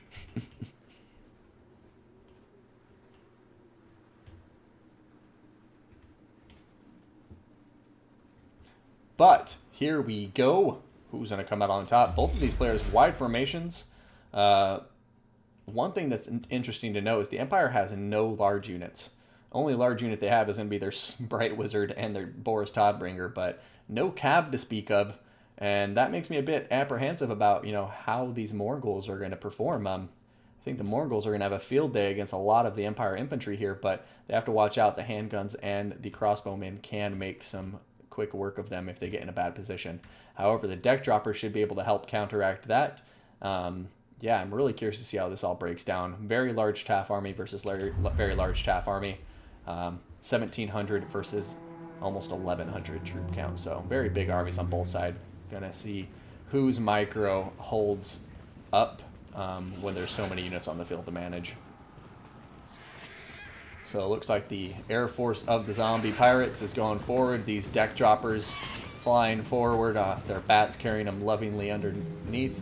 And Luther Harkin flying over with his Terrorgeist. Meanwhile, we're going to see the zombie pirate gunnery mob beginning to open up fire. And right now, I have to say the Empire has a very significant advantage when it comes to the ranged combat. Not something you always see in this matchup in particular. But yeah, love to see how the Empire can zone out the Vampire Coast and make the most of this missile damage they have on the field. But right now, the Vampire Coast plane is very safe and keeping their units pretty far back, as the Empire clearly has the advantage when it comes to this ranged power. Mongols are in combat on top of the swordsmen, and the Mongols are doing really well. All of them are still quite healthy. The ranged fire is starting to come in on top of them, though, so we will see if they can take care of it. Meanwhile, over here, the Bright Wizard is getting chased by Luther Harkon. We have the Mongols coming through here to try to get on the back line, but now look at this. Luther Harkon taking a lot of damage as he chased that Bright Wizard, and, oops, just hit my microphone. And it looks like he may be thinking twice about diving in on him again, but Hornswaggle is on top of that Bright Wizard. Over here, we're going to see the Mongols getting melted as all of the handgunners and crossbows fire in on them as they're tied down on top of Boris. But now the Vampire Coast has gotten through to the back lines. Deck droppers diving in on top of a lot of these ranged units. Silver bullets get neutralized. The Bright Wizard has been neutralized by Luther Harkin for now. And now there's Mongols coming into the back line too. But over here, the Empire still has a very strong pocket of ranged units taking care of these Mongols. These zombie pirate deckhand mobs with polearms are going to be taken care of too. And yeah, I'm curious to see if the Empire can pivot around to use these range units to start taking care of these units and freeing up these side of ranged units again. I feel like I said ranged units like 30 times there, sorry. Meanwhile, over here, Luther Harkin diving in on top of Boris Todbringer. And Boris, probably not wanting to stay in combat, going to pull out wisely, just continue regenerating health. The Bright Wizard has stopped routing, he is back online. And the Silver Bullets still holding relatively strong against those deck droppers. Over here, though, crossbowmen opening fire on top of Luther Harkin, and Luther Harkin is taking a ton of damage. Taunt down on top of Boris, but Boris is pulling away, not going to try and stay in combat while that taunt is active. And as long as, ooh, taking a big hit there, though, from Luther Harkin, but fortunately the taunt is no longer active. We're going to see these Mongols coming in, trying to shut down the Empire range, but the Empire range, once again, doing great work. But Boris Todbringer going to get terror routed right there, and the balance of power is going to shift for the vampire counts after that. Now, is this battle over? Absolutely not. However, the Bright Wizard just got chased off the field by deck droppers. Luther Harkin is chasing Boris. Boris just stopped routing, thankfully. But we need to see this Empire ranged power take care of some of this leadership, in particular this Vampire Fleet Captain. Mongols across the field look like they are weak. This one has been taken care of almost completely. Same with this one. One of them looks like it's extinct for good, and the other one is very low on health. So great work from the Empire here, taking care of Mongols. But we need to see Boris get out of here. And right now, Luther Harkin is actually going to be pulling out and going away from here. Oh man, a breath coming down on top of the flagellants, a summon going in here, and now Luther Harkin diving in on Boris once again. And Boris needs to get out of there. He is getting smashed between the Vampire Fleet Captain and Luther Harkin. Luckily, those Unbreakable Flagellants are coming forward with some Spearmen to help out, and we have more Unbreakable units coming over here to help out the Empire as the range units continue to pile in on the peripheries to support. But look at this, Boris Todbringer getting hit with taunt too, and he is just not able to pull out of this combat. He is getting hunted down, his speed debuffed, and oh my goodness, if he stays alive, the Empire could definitely pull this back. But at this point, it's looking really tough because the Empire just doesn't have any mass to stop this Vampire Fleet Captain or Luther Harkin from just pulling through everything this army has to offer. The balance of power is going to continue shifting away from Marcel. And, oh man, will Boris survive? If Boris stops routing and can get back online, maybe, just maybe, he can do something. But I think he's getting chased by these guys, and he may not come back from routing because of it. Damn it, yeah. I think we're going to see the Empire get knocked out here by the Vampire Coast in a very close battle. Very well fought to Marcel, but It looks like Luther Harkin able to get the drop on a couple of key engagements with the Bright Wizard and now Boris Todbringer, and that will lead to defeat for the Empire. But a great game to Marcel. Yoba, great game as well. It looks like we'll be seeing Yoba progress to the quarterfinals, or the semifinals, and he will be facing off against Falcon's Averlord. But first up, we have to go watch Green play against Mukip. Skaven versus High Elves.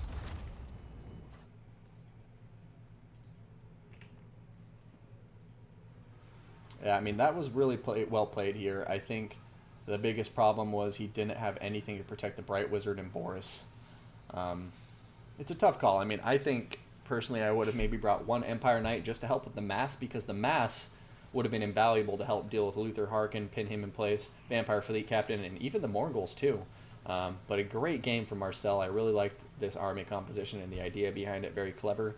And very well played to Yoba there, staying calm, cool, and collected in spite of taking a ton of casualties on the approach, and able to pull off a close victory with Luther Harkin as MVP.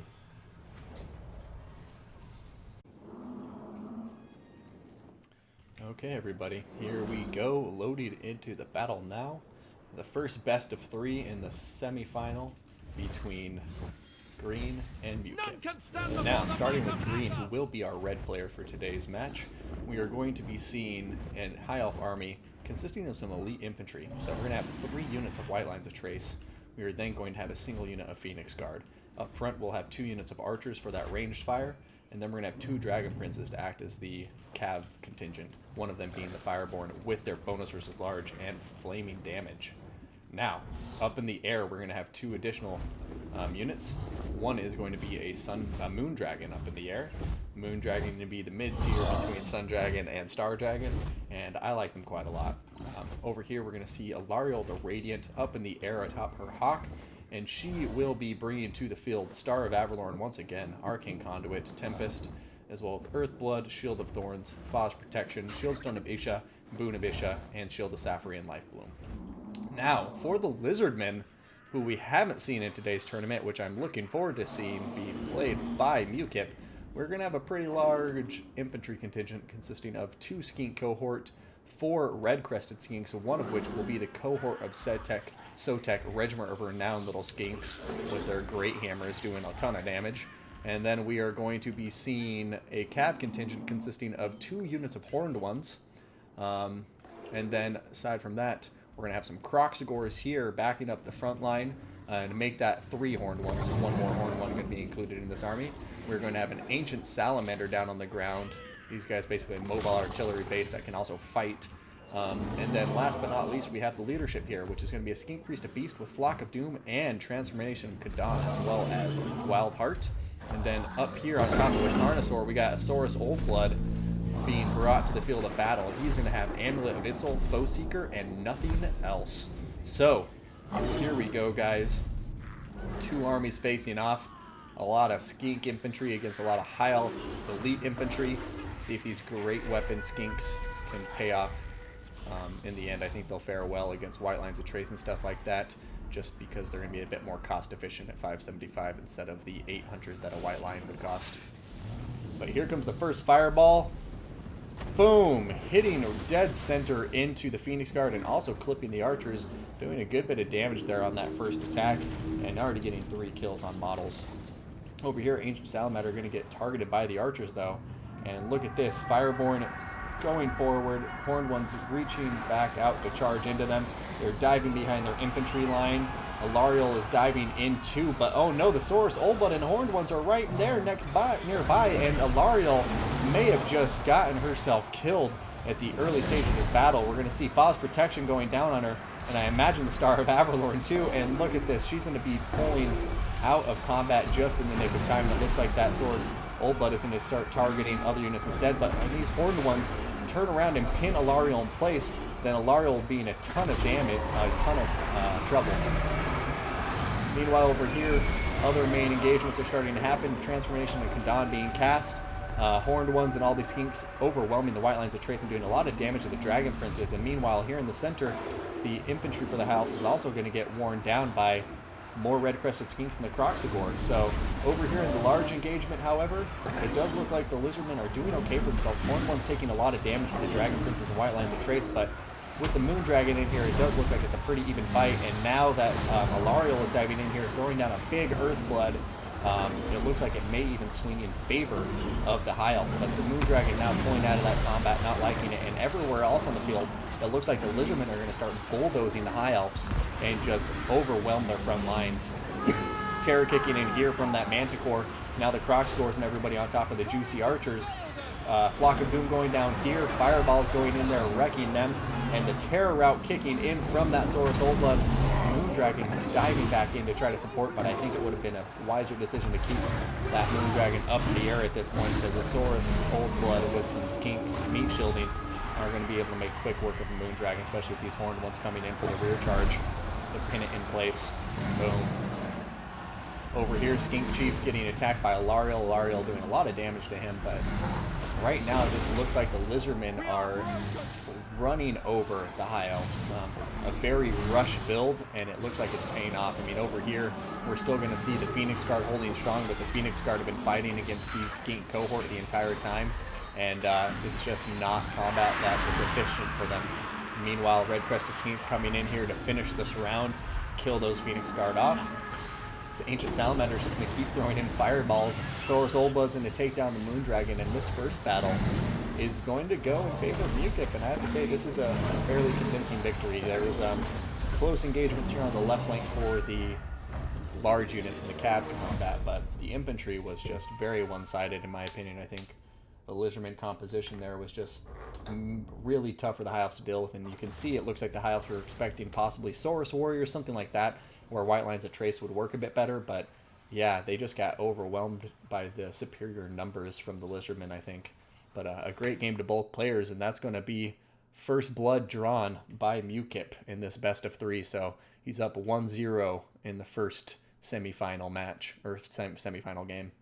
So, Mukip, very well played. I think the Saurus Old Blood and the Horned Ones are just very well used, and were able to pin Alariel in place and really neutralize those Dragon Princes quick. But, hey, why don't you guys settle this like gentlemen? I will cast your battle between the two of you after this. Does that sound fair to you, Ewaz, Naoma, and Slayer? I'm totally down to do that. I think you guys should just put your money where your mouth is. Let's play a little match between the two of you.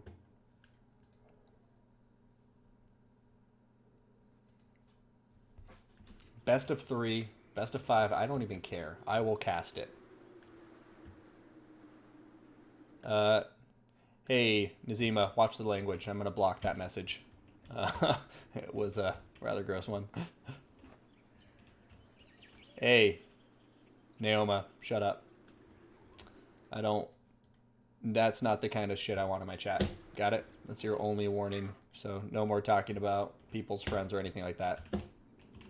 It's like, seriously, I will kick you the shit out of here. I don't mind friendly shit talking and banter and stuff, but you don't bring up anybody's personal losses in my chat. Got it? I will not tolerate that shit. So, in any case, thank you. Thank you for taking the warning maturely, and that will be it. Let's try to talk about beards. Ninja Hunt beard sucks. Okay, in any case, let's go over the armies here. Army blocker off, HP camera off, and here we go. Lizardmen versus High Elves. Or no, Empire, sorry. So our red player now, we got green. Bringing the Lizardmen here, we are going to see 3 units of red-crested skinks. He's then going to have 4 units of skink cohort with javelin and 1 regular skink cohort. On his right flank, he will have an Ancient Salamander and some Cold One Spear Riders. On his left flank, we'll see some Salamander Hunting Pack and some Cold One Spear Riders supporting them. We will have a Skink Priest Beast back here on foot with what I imagine will be Flock of Doom and Transformation of Kadan. Very popular spell combo nowadays. And then up in the air, is that Tic-Tac-Toe or Tenowon? Oh, it's a red-crested Skink Chief on top of a Ripperdactyl. I love it.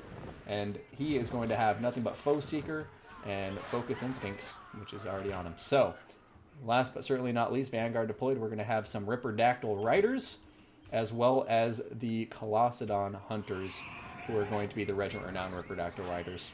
Now, for the Empire, we are going to see an army that has 1, 2, units of Outriders. He is going to have 2 units of Empire Knights. He's going to have 3 units of Swordsmen, 3 units of Flagellants, and 5 units of Spearmen. Now, aside from that, we're going to see, 3 units of Empire Knights total. We're going to have a single cannon. We are going to have a Jade Wizard with Regrowth, Earthblood, and a Power Stone. And then last but certainly not least, we're going to have Karl Franz up in the air with the Reikland Runefang, Standard Ground, Foe Seeker, and Hold the Lion with Blood Roar. Let's go ahead and get this off here. Good luck, have fun. Ready? And this is match point for Mukip. If he can win it with the Empire here, he will take down the Lizardmen of Green and go to an ace match. Oh, sorry, no, if he wins this here, he will win 2-0. However, if the Lizardmen from Green are able to bring it back, then boom, we're good to go.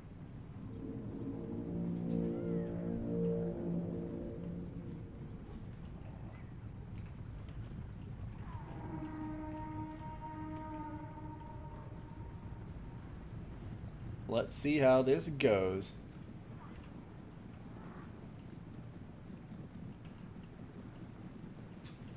Alrighty, so over here, it looks like we have the Outriders coming around with Karl Franz.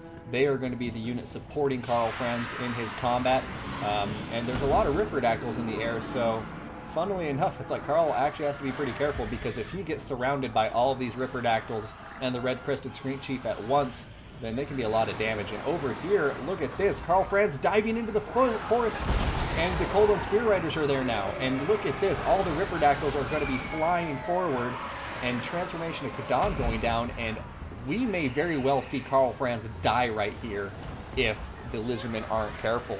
And right now, the rest of the Empire army is distracted because they have a lot of skinks running at them. Empire Knights having to deal with Cold One Riders and all of this. So what is going to happen, guys? Looks like Karl Franz is pulling out of there.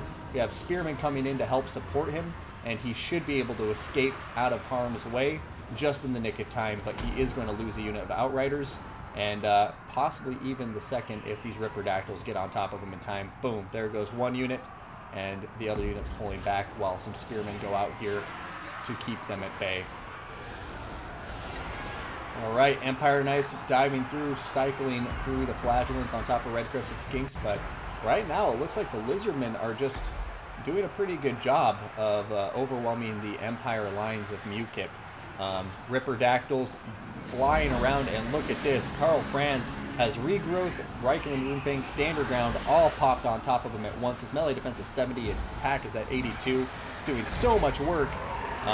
But he is going to be in a very dangerous position if he isn't careful, because all of these flyers up in the air surrounding him, he will start to take damage over time. But look at this. Terror going to kick in on the Colossadon Hunters, and now the Red-Crested Skink Chief is by himself up here, and Karl Franz should be able to make quick work of him if there's no support. But here comes a Feral Manticore diving in for a rear charge, which should really help tilt.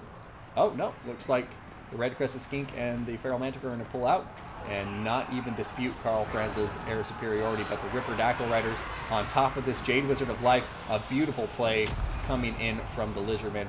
And right now the Empire are looking like they're going to be in an uphill battle for the rest of this fight as you look across the field. Yeah, I mean, besides chaff units, the Empire is running low. The Empire Knights are getting worn down by all the armor piercing on the field and the Terror. And you know, Karl Franz is almost at his healing cap, and there's still plenty of Ripperdactyls in the air, along with his Red-Crested Skink Chief. But right now, the Jade Wizard did come back. If the Jade Wizard doesn't get taken care of, then it will be... Oh, just in the nick of time. That charge interrupted the heal. And now this Jade Wizard has not been able to get the heal off on top of Karl Franz like he was about to. He's very close to the edge of the map. As soon as he starts routing, it will probably be off the map for him. And let's watch that closely. Oh. There it goes. Earthblood being cast down on top of the Jade Wizard. And probably not going to be enough, though. Ripperdactyls getting on top of these poor Outriders. And yeah, there goes the Jade Wizard. And right now, Mukip is starting to see that balance of power start pushing pretty heavily against him as the Empire struggles to find an answer to this Lizardman army. These guys are going to brace. Very nicely done.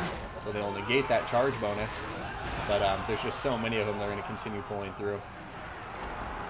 All the fireballs coming in from the Salamander hunting pack going to do plenty of damage on these lightly armored spearmen.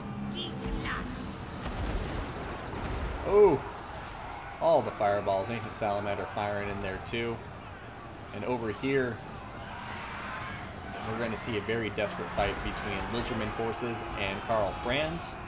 Terror kicking in on top of those red-crested skinks, so these Ripperdactyl riders probably going to start routing off from there too. It looks like they shattered immediately. Block of Doom going down here, and with that, the Lizardmen have a very strong pocket here with some health, some quarter health Cold One Spear Riders, plenty of skinks to meat shield, and then a couple flying units too to deal with Karl if need be. But Karl is going to turn his attention now to this Ancient Salamander, and if he stays in combat 101, he could probably dish out enough damage to kill it. But there's going to be plenty of cav nearby to help counteract that.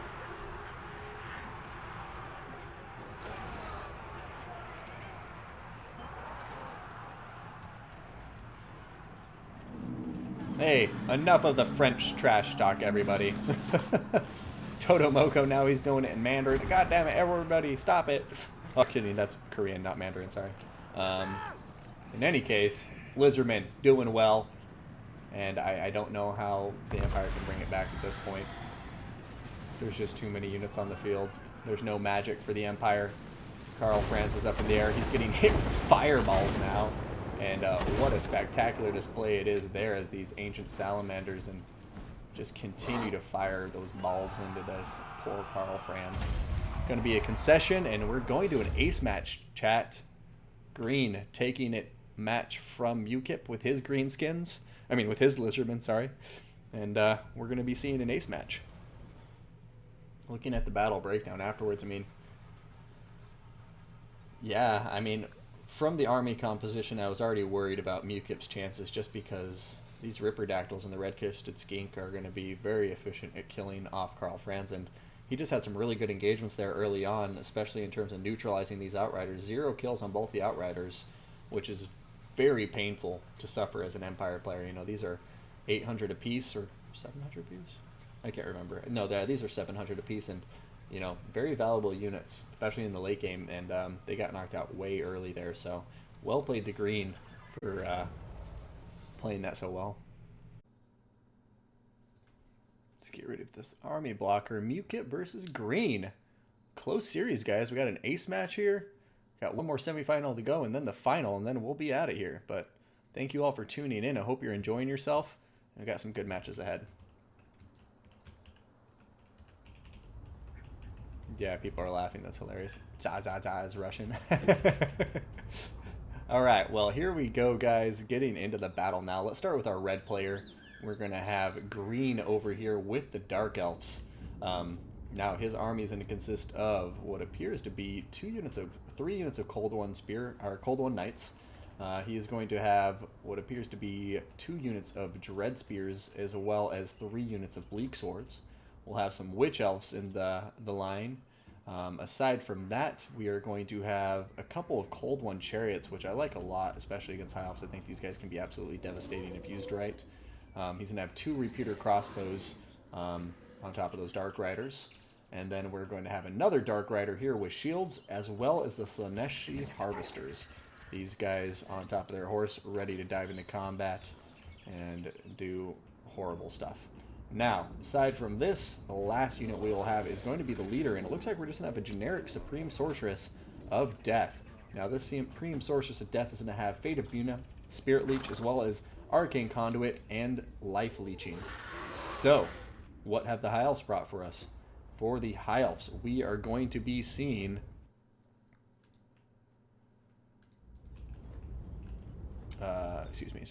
For this game, we are going to be seeing Alariel the Radiant leading the High Elves in the battle, and the army she will be leading consists of 5 units of Spearmen, 2 units of Archers. He's going to have a backline with a lot of cav here. He's going to have Dragon Princes, which appears to be 2 Dragon Princes, and 3 Silver Helms. So a lot of Silver Helms here, and actually I lied, it's 3 Dragon Princes and 3 Silver Helms. So a huge cav army here. And he's also going to have Alariel the Radiant up in the air with Star of Averlorn, Arcane Conduit, Arcane Unforging, as well as Earthblood, Shieldstone of Isha, and the Shield of Safari. So crazy army did not expect to see from the High Elves, but a lot of cavalry here. And we will see how the cavalry and cheap infantry of the High Elves fare against this Dark Elf army. And I have to be honest, I think green may have an advantage here, because these repeater crossbows can outrun a lot of the High Elf forces. As long as they stay safe from the archers, they should be able to get a ton of damage done. Arcanum Forging going down on top of these Cold One Knights, but once again, Cold One Knights, all armor piercing, all bonus versus large. So if the Supreme Source of Death can pop off a Fated Buna on top of one of these Dragon Princes, get some good Spirit Leeches, I think we're going to see the Dark Elves potentially lead this to victory, and the Chariot's already doing some good chip damage on top of Alariel. And as we know, Chariots at this point in the game are just very difficult to deal with, even with Cav, and I just don't see a lot of tools from the High Elves to deal with them very effectively. But here goes the Spirit Leech on top of the Dragon Princes. Already killed off 3 models, 4 models, just killing models left and right there. And yeah, these Silver Helms are trying to chase down these repeater crossbows, but some Cold One Knights diving out to counter that movement, and they'll probably get singled out and killed if they don't pull back soon. Over here, it looks like we got Dragon Princes, Silver Helms diving into combat. Slaneshi Harvesters on top of them. Cold One Spear Riders too, and a big-ass Soul Stealer coming here from the Slaneshi Harvesters. We have Dragon Princes diving into combat now, and I'm guessing we're going to possibly... Did he not bring... Oh yeah, Star of Aberlorn going down there. I had to make sure, but yep. Star of Aberlorn there. Going to give him a huge heal, and now he can start giving that magical attack damage to everybody nearby since Alariel's in the radius. Over here, Silver Helm's going to be chasing down those Dark Riders repeater crossbows for good. Dragon Prince is diving into Cold One Knights for an epic clash over there. And then here, the Star of Avalon are just continuing to keep everybody healthy as the Slaneshi Harvesters begin to melt. Their 40% damage resistance, or physical resistance, not going to help them against the magical attacks of Alariel and her cohort. But yeah, this is crazy. Yeah, this fight's going to weird places. Earthblood going down on top of all the High Elves, and it looks like they're going to be trying to pull out as more and more chaff comes in from the Dark Elves to help meat shield this engagement. Right now, it does say the balance of power is in favor of our High Elf player. Over here, it looks like a dead even trade. Cold One Knights trading dead even with these Dragon Princes, and yeah, that's going to be pretty much a net neutral trade. Over here, we have the Chariots and Murderous Prowess being popped. And these Chariots are just doing so much damage over here. We have Dragon Princes diving in, but Word of Pain is on top of them. And now the Chariots are looking like they could be in a precarious position if they don't be careful here, because we have more High Elf Cav coming in, along with the Lariel to help out. And the balance of power is starting to even out once again, but here comes the Cav charging. We're going to see Silver Helms going in for a nice rear charge as the Dragon Princes and other Silver Helms have been pinned down from the other side. And boom, boom, boom, and Earthblood coming in here, very well timed from Ukip. He is laying down these heals right at the right moments. Over here, it looks like these Cold One Chariots just not taking much damage from the Dragon Princes, and Dragon Prince is still taking plenty of damage in return. Over here, this battle is literally going to come down to just both units killing each other. They just barely routed first. Rampage is active on top of these Cold One Knights. They're actually going to turn around and rear charge into the Spearmen to win their rampaging state. And yeah, I mean, battle is continuing on. Looks like Alariel is diving in after the Supreme Sorceress of Death. Supreme Sorceress of Death now is getting hit by these Dragon Princes.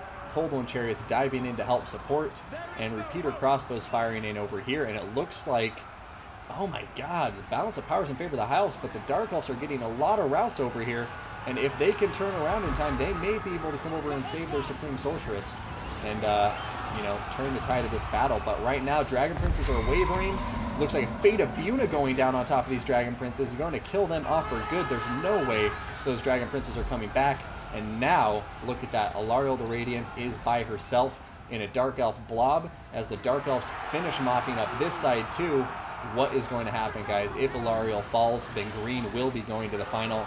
If she stays alive, I think we're going to see some rear charges coming in here that are going to start creating a chain reaction of routing for the Dark Elves. But what's going to happen? Witch Elves are in here, ready to cause some rampage, perhaps pin units in place.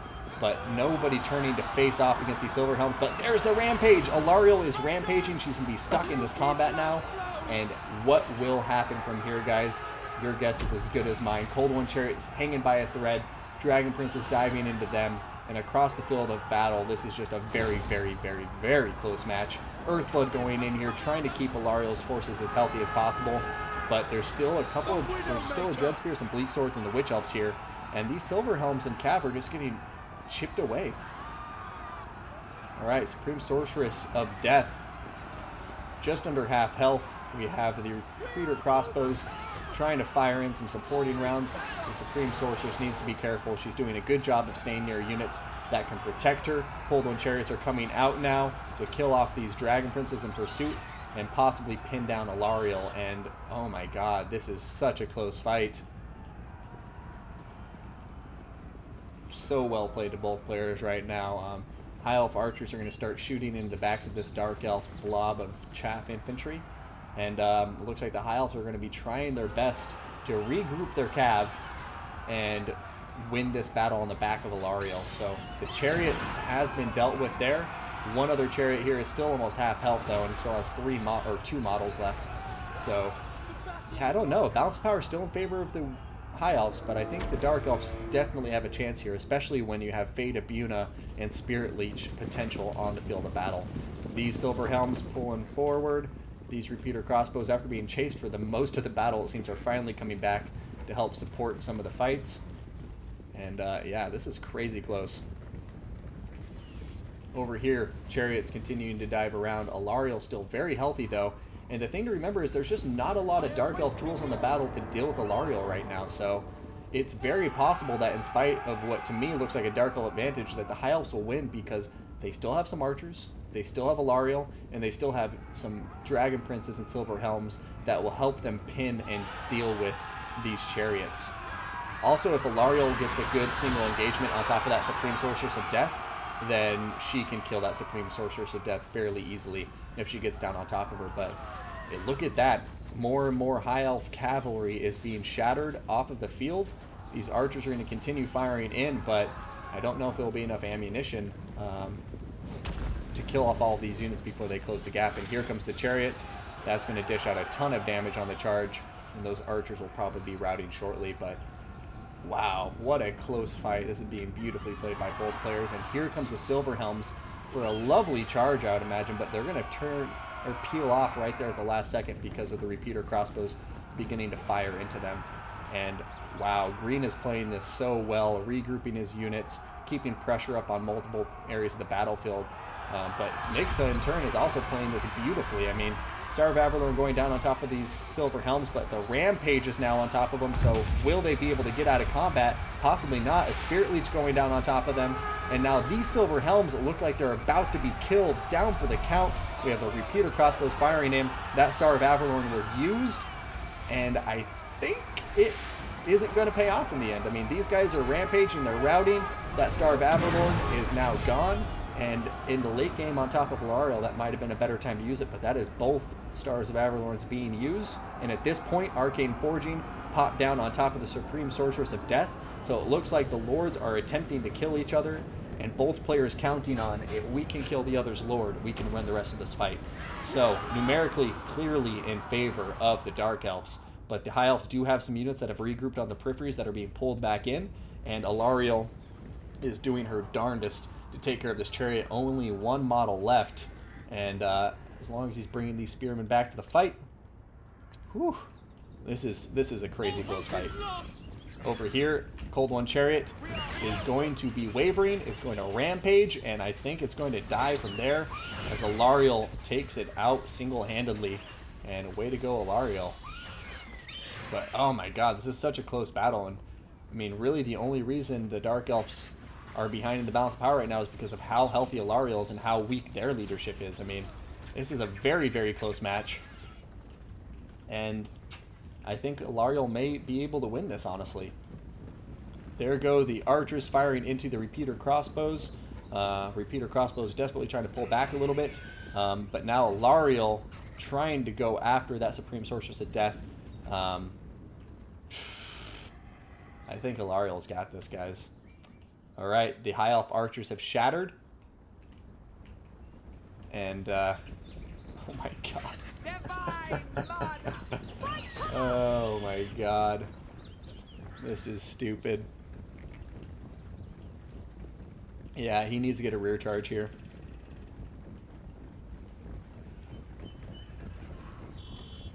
Alright, Cold One Chariots are desperately trying to pull back towards the main forces of their army before Ilario kills them. But, looks like she may be able to do it. Oh no!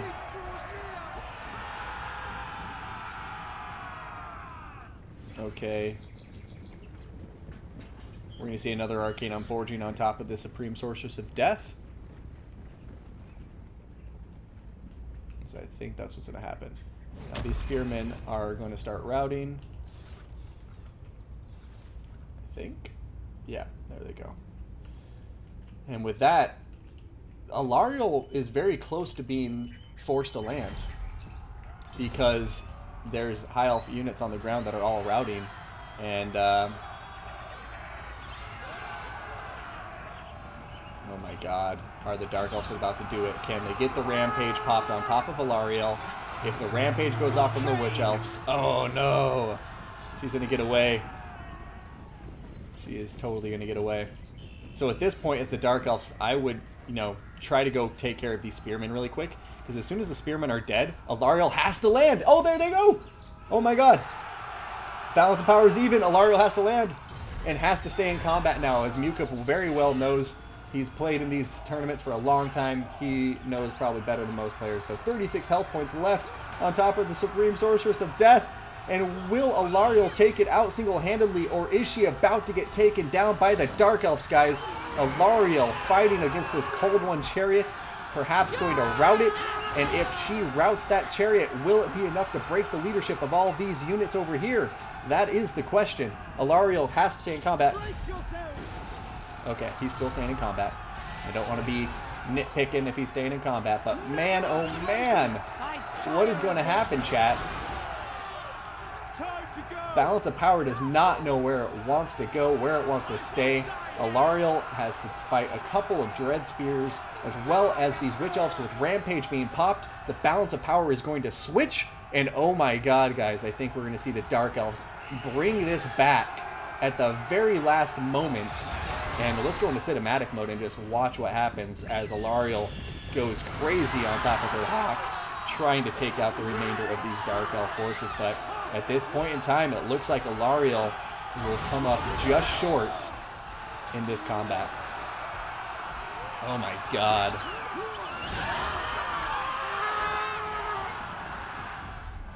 Who won it, guys? Who won it? Oh, so the High Elves, a valiant defeat. That is crazy.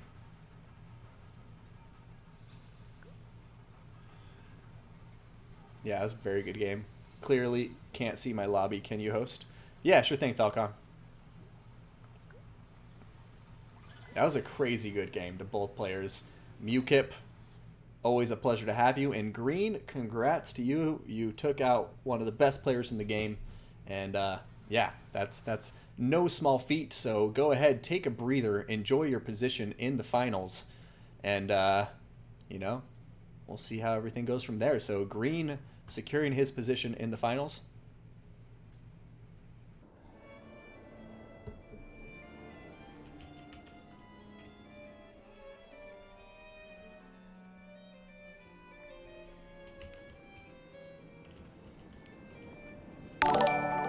Hey, Fox1409, thank you so much for the follow. I appreciate it greatly. Let's go ahead and pause this music and take it from there. So, here we are. We got ourselves a red player.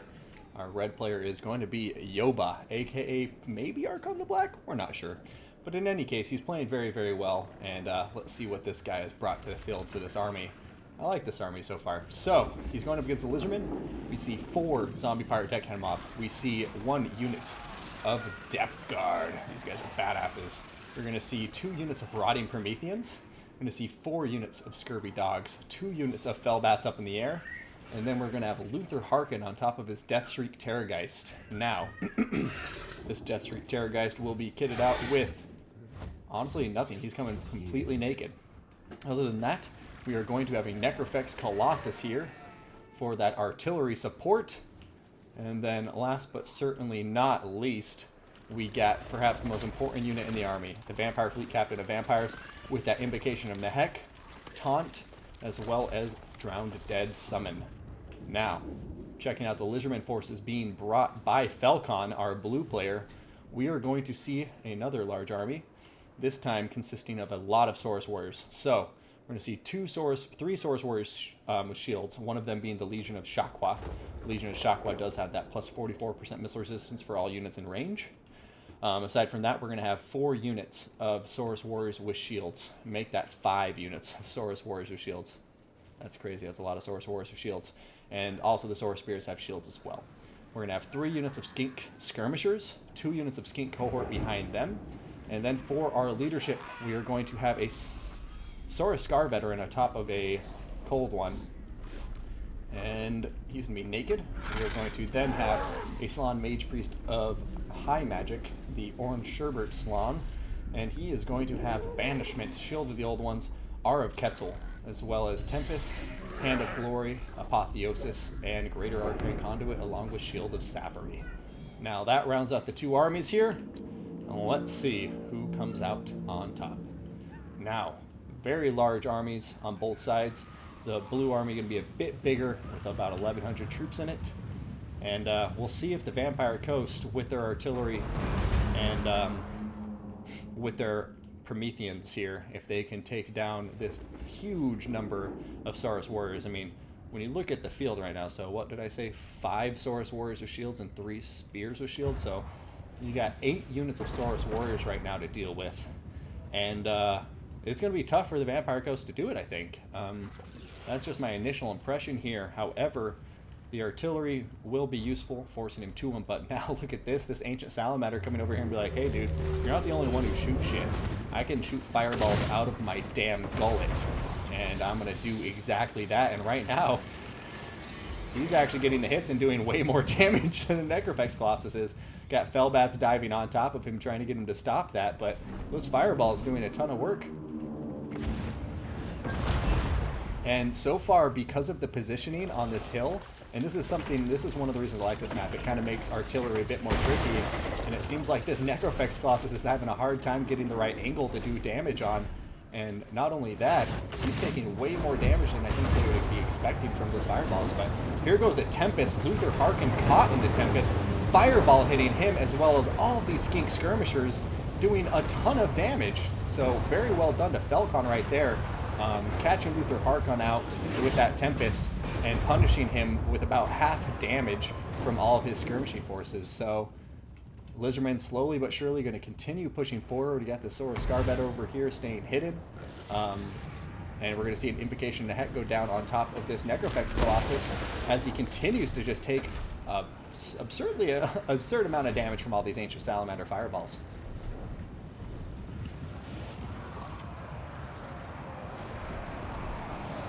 Yeah, those are like not insignificant amounts of damage. So in come the Saurus Warriors diving in.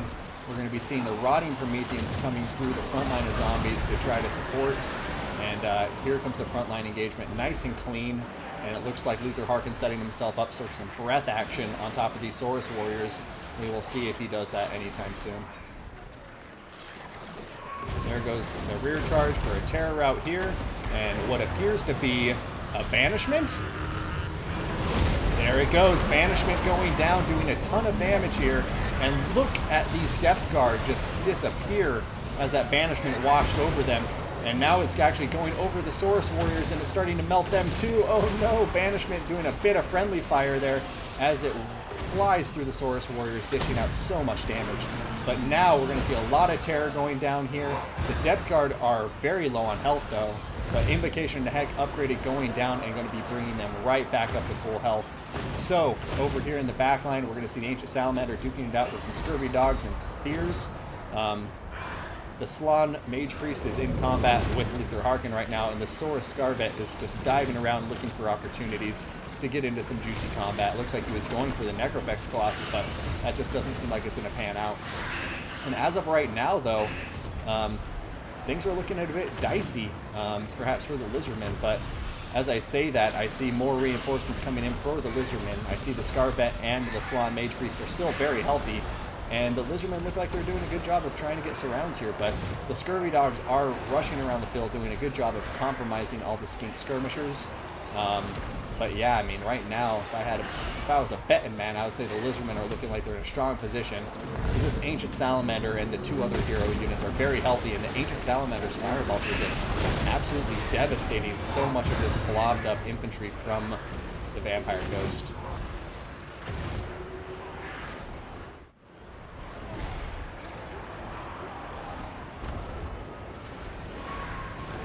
Okay, Apotheosis going down on top of the Salon Mage Priest, doing a lot of healing, but now the balance of power is starting to shift pretty heavily in favor of the Vampire Ghost, chat.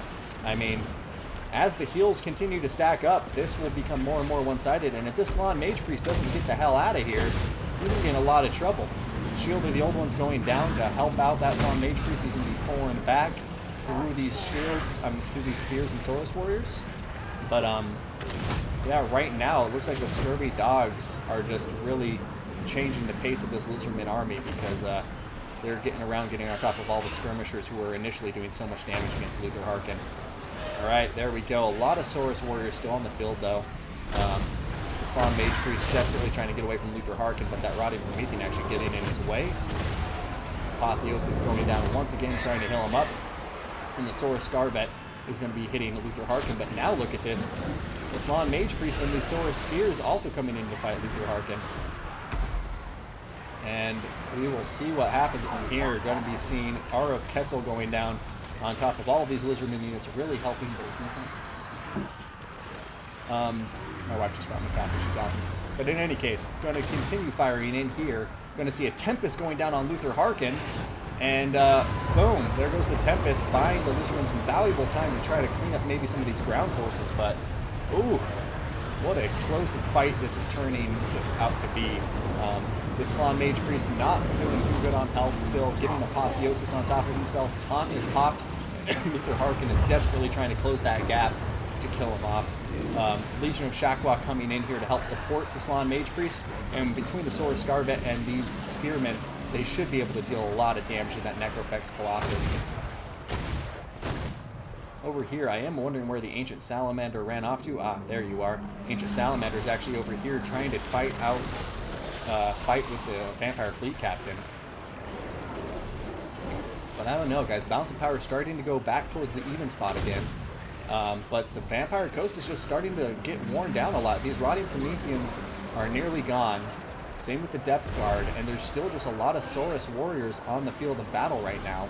And as long as you still have the Saurus Scarvet and other people there, you should be okay. And that was a beautiful invocation in the heck, though. I want to give a shout out to our player Yoba, because he dove our Luther Harkin in there just for a second, popped down a big overcast invocation heck, and pulled out really quickly. Shield of the Old One's going down, trying to help protect this Ancient Salamander, prevent him from getting killed. Saurus Scarvet is in combat, and now the healing cap on Luther Harkin has been reached.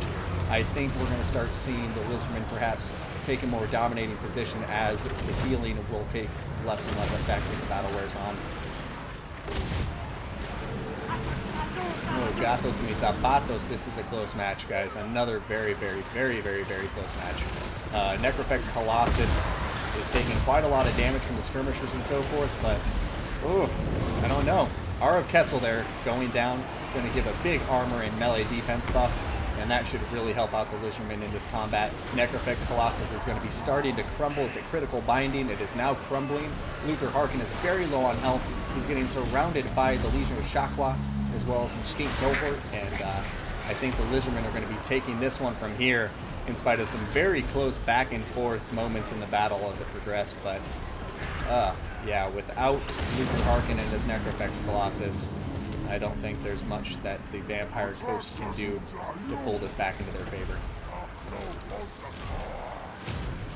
However, as I say that, the Vampire Fleet Captain is still completely healthy for some reason, and able to summon more units.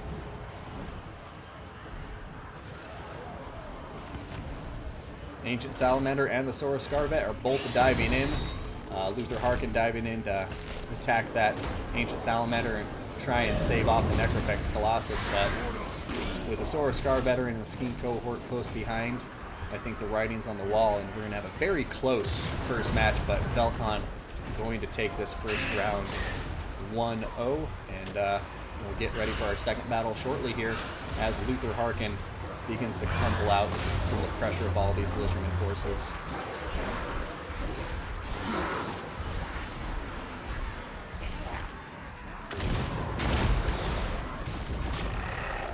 Ancient Salamander, get him.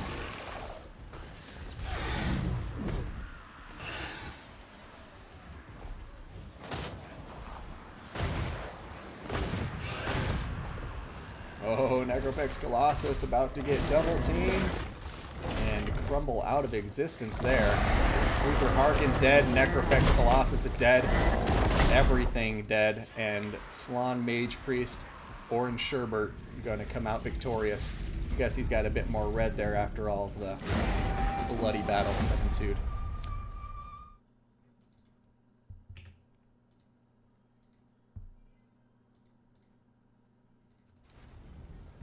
Whew.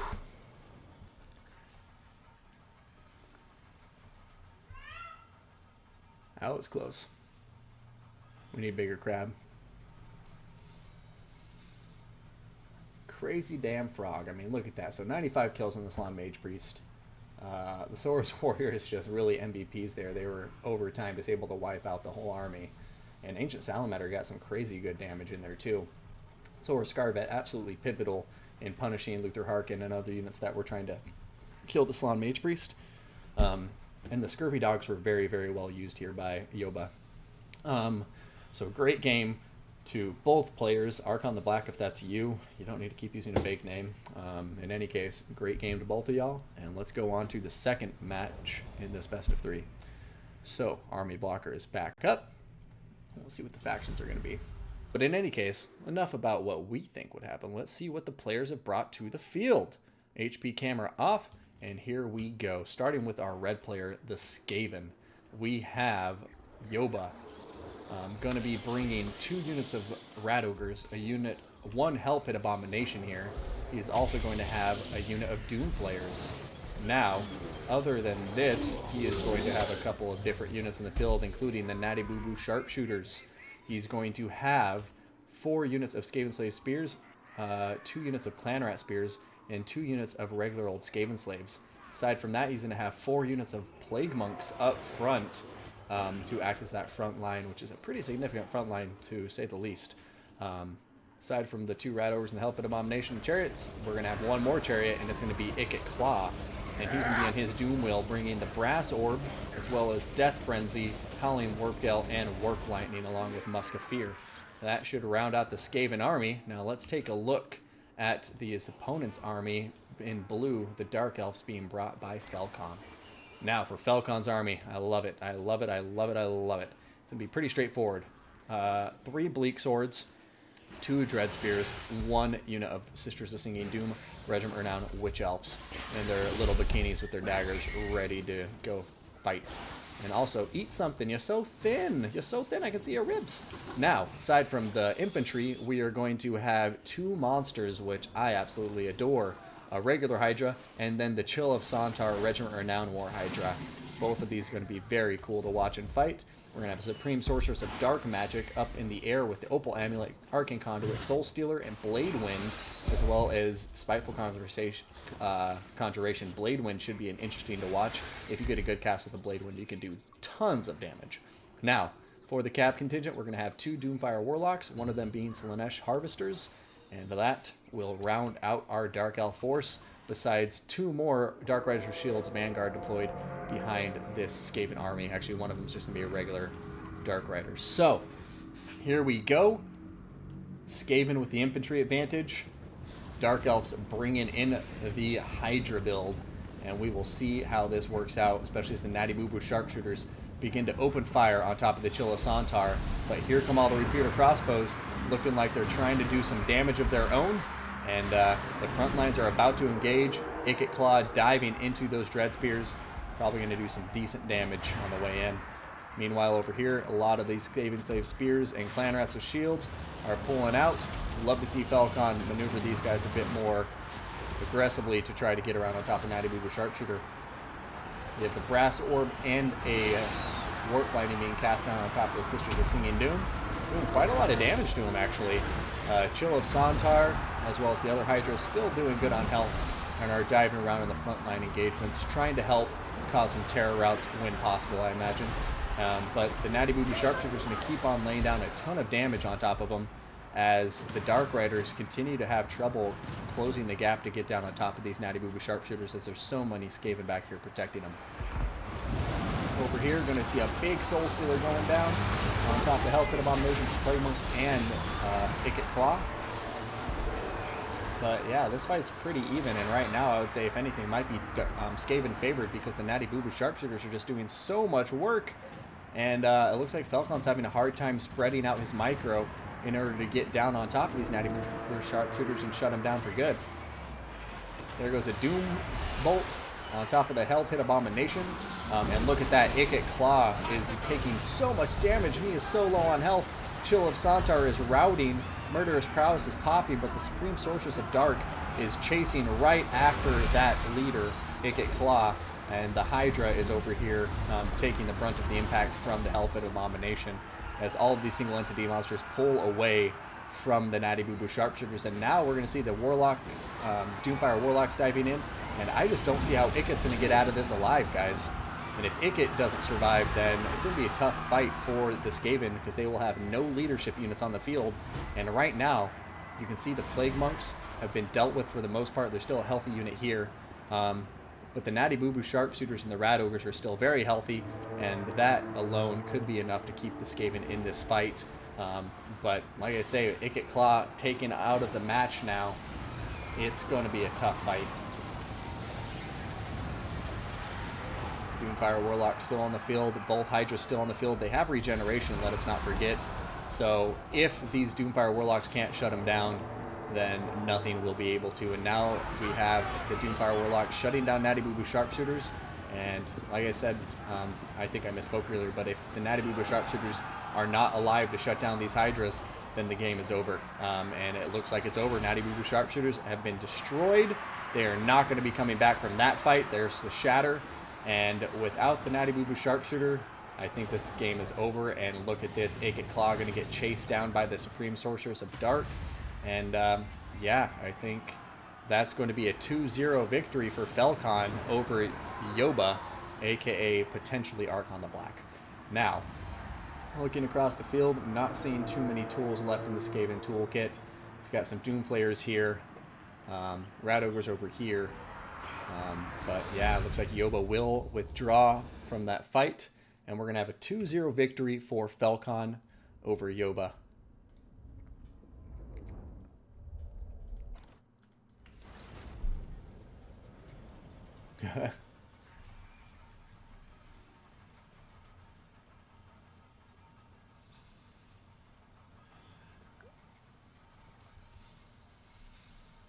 He didn't bring the Regiment Renowned Sensor Bearers, which I'm surprised by. The Immunopsychology is very useful.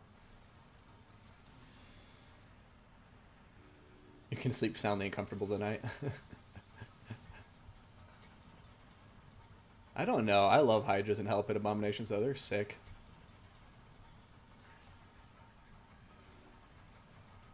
So he can use Tomb Kings and Vampire Counts. Yeah. I mean, very well played. The double Hydra build, I absolutely love it. I think it's awesome. He beat me with this build yesterday, too. And the Slaneshi Harvesters and Doomfire Warlocks just did so much work. So, very beautiful game. Good series to both players. And now we are going to proceed to our final, guys. Now, Falcon 2-0. Convincing victory. And we are at the final. First map will be MP Harrot Ridge, everyone. Get back to the battle because it looks like they're ready to go. Good luck, have fun!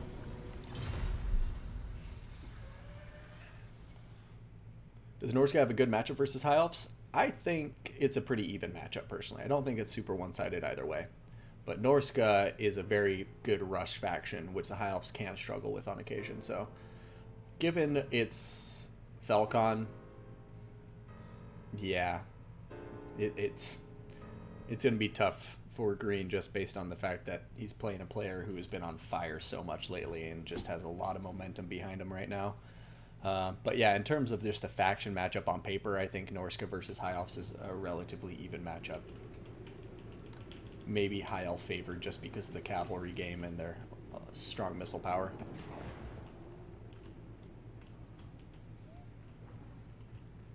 Yeah, pretty greedy builds too. All right, Dr. Payne, welcome. Good to see you, buddy. Sorry we couldn't get you in the tournament today. But in any case, let's see the red player here. We have green bringing the High Elves, and his army will consist of 2 Phoenix Guard, 2 Spearmen, and 3 Phoenix Guard, or 2 Lothran Sea Guard, as well as a unit of Sisters of Averlorn. He's going to have 3 of these Illyrian Reaver Archers, and then he's also going to have the Fireborn Dragon Princes, who should be pretty good in this matchup against Werekin and things like that, who have a weakness to fire damage. Now, aside from those units, we will get to the leadership, who is going to be Alariel the Radiant on foot, growing flowers wherever she goes with her bare feet. I just realized Alariel the Radiant has a toe ring. I verified it here first, guys. Alariel the Radiant is such a hippie. She has a toe ring. Does she have 2 toe rings? Oh my god, she has 3 toe rings, guys. 3 toe rings on top of Alariel the Radiant. Can you believe it? I'm not even... How do I zoom? In any case, I digress. She has Star of Averlorn, Earthblood, Shieldstone of Isha, and the Boon of Isha on top of her. For the Norskin forces being brought here by Felcon. I don't know how I got so absorbed in toe rings. But in any case, we're going to see this Norskin army consist of a lot of Marauders here. What appears to be 5 Marauders, one of them being the Marauder Icehorn Marauders Regiment renowned. He is going to have, from there, 2 of these Marauder Horsemen with throwing axes, backed up by some Norskin Ice Wolves, as well as the Beast of Tashnar. On the other flank, we are going to see a Soul Crusher War Mammoth, and then we will see the Fimir Miststalkers, as well as the Fimir Belfiend of Shadows with Penumbral Pendulum and Beamleaf Bow and Melkos Mystify Miasma, as well as that Arcane Conduit. And we will also be seeing Wolfric the Wanderer himself with Fight or Die, Hunter of Champions, as well as Sea Fang. And that will be it. Not even... Okay, yeah, so that's it for the Norskin army, and we'll see where it goes from here. Immediately, the Illyrian Reavers are going to have the range advantage by a long shot against these throwing axes. So I'm going to start doing some range damage and force the Norskins to just approach very slowly as these Illyrian Reavers do as much damage as they can on the approach. Can't blame him for that move. Makes sense to me.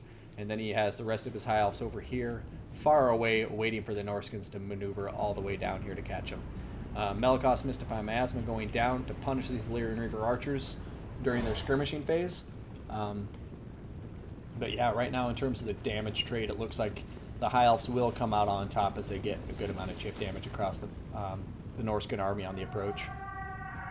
Going up into this mode, you'll see that the distance is closing.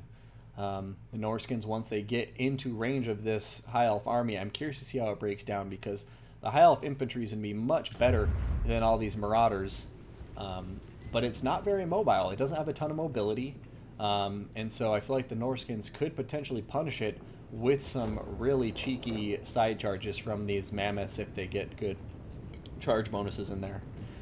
The Dragon Princes in the back line, though, should be an interesting ace in the hole for the High Elves, as those guys can do a ton of damage to any of the large units that decide to come in on the back lines and try to get rear charges on top of the Lothran Sea Guard. And they also have some Spearmen to help meat shield for them in the forest.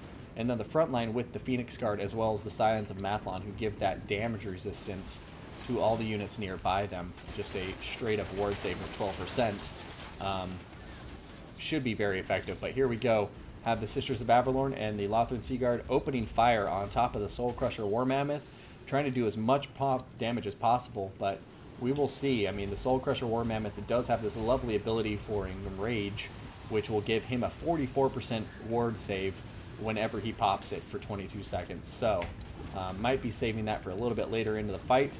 But already you're seeing a good amount of chip damage going down on the Soul Crusher War Mammoth and Wolfric, but let's not forget that that is still going to be close to 10,000 health points. And look at this, a Penumbral Pendulum going down doing so much damage to those archers, and now a Sea Fang going through, and the Sea Fang actually not going to get as much damage because of some good micro there from from Green to get his Phoenix Guard out of the way there. Right now, we're going to be seeing the Illyrian Reaver archers getting chased by the Norscan Warhounds and the Beast of Tashnar. We'll see if they can survive that. And then we're going to see the Fireborn diving out, trying to get on top of the Soul Crusher War Mammoth, but they're getting intercepted by the Miststalkers, who are now going to be in combat with a bunch of units they don't want to be in combat with. There go all of the Marauders diving in. They're going to get some nice rear charges across all of this High Elf infantry to return to face the Miststalkers. But now the Soul Crusher War Mammoth is going into combat here. We're going to see a big Earthblood on top of the High Elf units, though. Meanwhile, one of the Illyrian Reaver archers already getting caught out by the Norskins. The other one's desperately trying to pull back in here, but we're going to be seeing a little bit of lag now. And hopefully this does not stay consistent and it smooths out shortly, because I don't want to be seeing a final that's a lag fest, you know?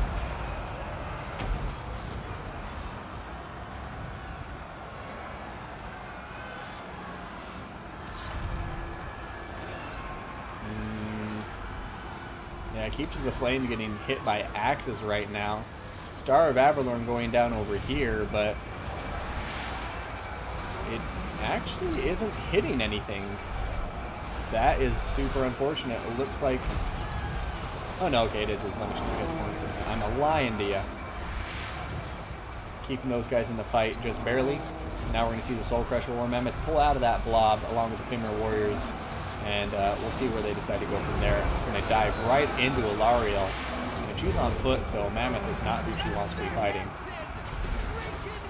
Over here, Illyrian Reaper archers, one unit shattered. The Beast of Tashnar and the Norscan Ice Wolves are coming over here to attack the Star Sisters of Avalorn. And they should be shut down very quickly once that combat begins. It does look like the Norskins are coming out on top here. Signs of Mathlon about to rout, it would seem. Sisters of Avalorn getting shut down, and a lot of the High Elf infantry just looking worse for wear. I mean, the Phoenix Guard are holding strong, but aside from the Phoenix Guard, you have Spearmen routing, Lothland Sea Guard that are routing, you have the Cavalry that's routing, the Fireborn are looking really, really weak right now. And there's just terror kicking in so many places on this battlefield where I really don't see how the High Elf are going to pull this back, especially with all of the meat-shielding Marauder infantry that's just going to be pinning these Phoenix Guard in place. The Phoenix Guard just won't be able to get on top of the targets they need to. We're going to see Enrage popped on top of the Soul Crusher, giving him that huge ward save. And now Alariel the Radiant is getting smashed by Wolfric the Wanderer. Green going to withdraw from that fight, concede defeat, and we're going to see a 1-0 lead going to Felcon after that first battle. Fetish. Yeah, I guess so, in Neoma. I mean, Toto, Alariel's a pretty animated character. I can't fault your friend. Wolfric has a different kind of ring.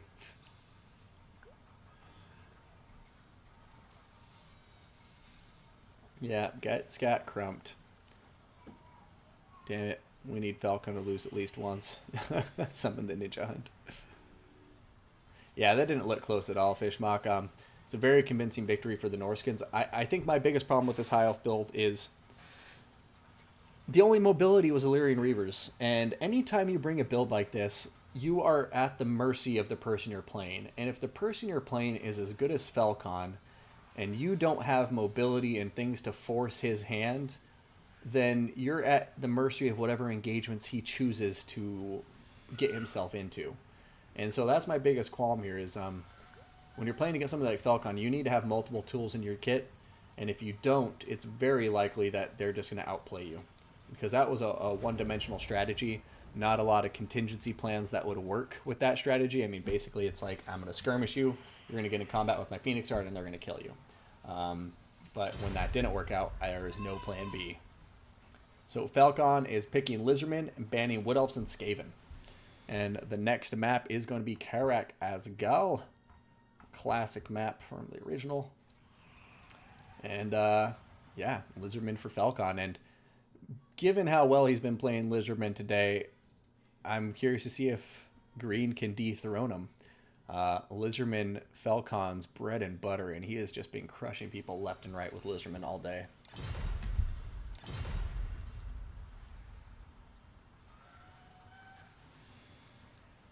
Where Sooth, he isn't playing today, but I'm fun fact, I'll post an announcement, but the third place match between Sooth and Sifos will be taking place tomorrow. Yeah, that should be tomorrow morning, same time as today's tournament. Yeah, so Sunday tomorrow, I'm going to be trying to cast Soothsayer versus Sifos for the third place match from Season 1, if you guys even remember Season 1 of this tournament league. But yeah, we never finalized who got third place. So Sifos versus Soothsayer, best of 5 tomorrow morning. Don't miss it, guys. Best of 5 between those two players should be awesome. Okay, it looks like green's going Dark Elves.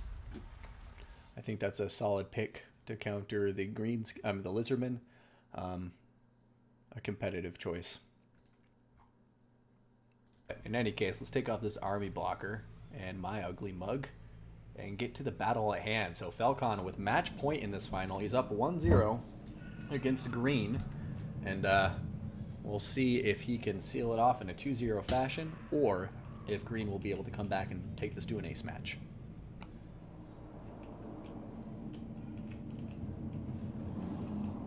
Okay. Now, here we are. We got the Lizardman of Falcon on the field. His army will consist of 3 red-crested skinks and 3 skink cohort, all with javelins. 3 horned ones. He's going to have an ancient salamander. He's going to have a Bastillodon with a solar engine for quite the artillery force. We got a skink priest of heavens with wind blast and harmonic convergence. And then we got Saurus Old Blood up on top of his Carnosaur, scratching at the ground, ready to rock and roll. He's going to have the Horn of Kygor, Stand Your Ground, as well as Hammer of Gitzel and Foe Seeker. That rounds out the Lizardman army. Let's check out what the Dark Elves have brought for us. So, the Dark Elves, we're going to have, for the infantry contingent, what appears to be 5 units of Dread Spears. He's going to have 2 Blackguard and Nagrond as well. He's going to have a single Cold One Knight in the back line. One of those Dread Spears will be the Helibroni, by the way, with that poison. Now, aside from this, we're going to see 2 units of Dark Shards. We're going to see 1 Reaper Bolt Thrower. And then we're going to see the Slaneshi Harvesters as well in the back line. Now, for the leadership of this army, it will be light, but it will consist of a Malekith. So Malekith on top of Seraphim, his great black dragon, with Stand Your Ground, Soul Stealer, Power of Darkness, and Noxious Breath with Spiteful Conjuration. So there we go, guys. Both players are ready. Good luck, have fun. And once again, going to see a similar type of deployment from our red player here, green, favoring a corner and forcing his opponent to him with missile fire. But we'll see how this pans out, because right now we have a Salamander and a Solar Engine versus a Reaper Bolt Thrower, and I think they will win against the Reaper Bolt Thrower. They just need to close the gap, as the Reaper Bolt Thrower does outrange them quite significantly. I think it has 400 range. Oh no, 350.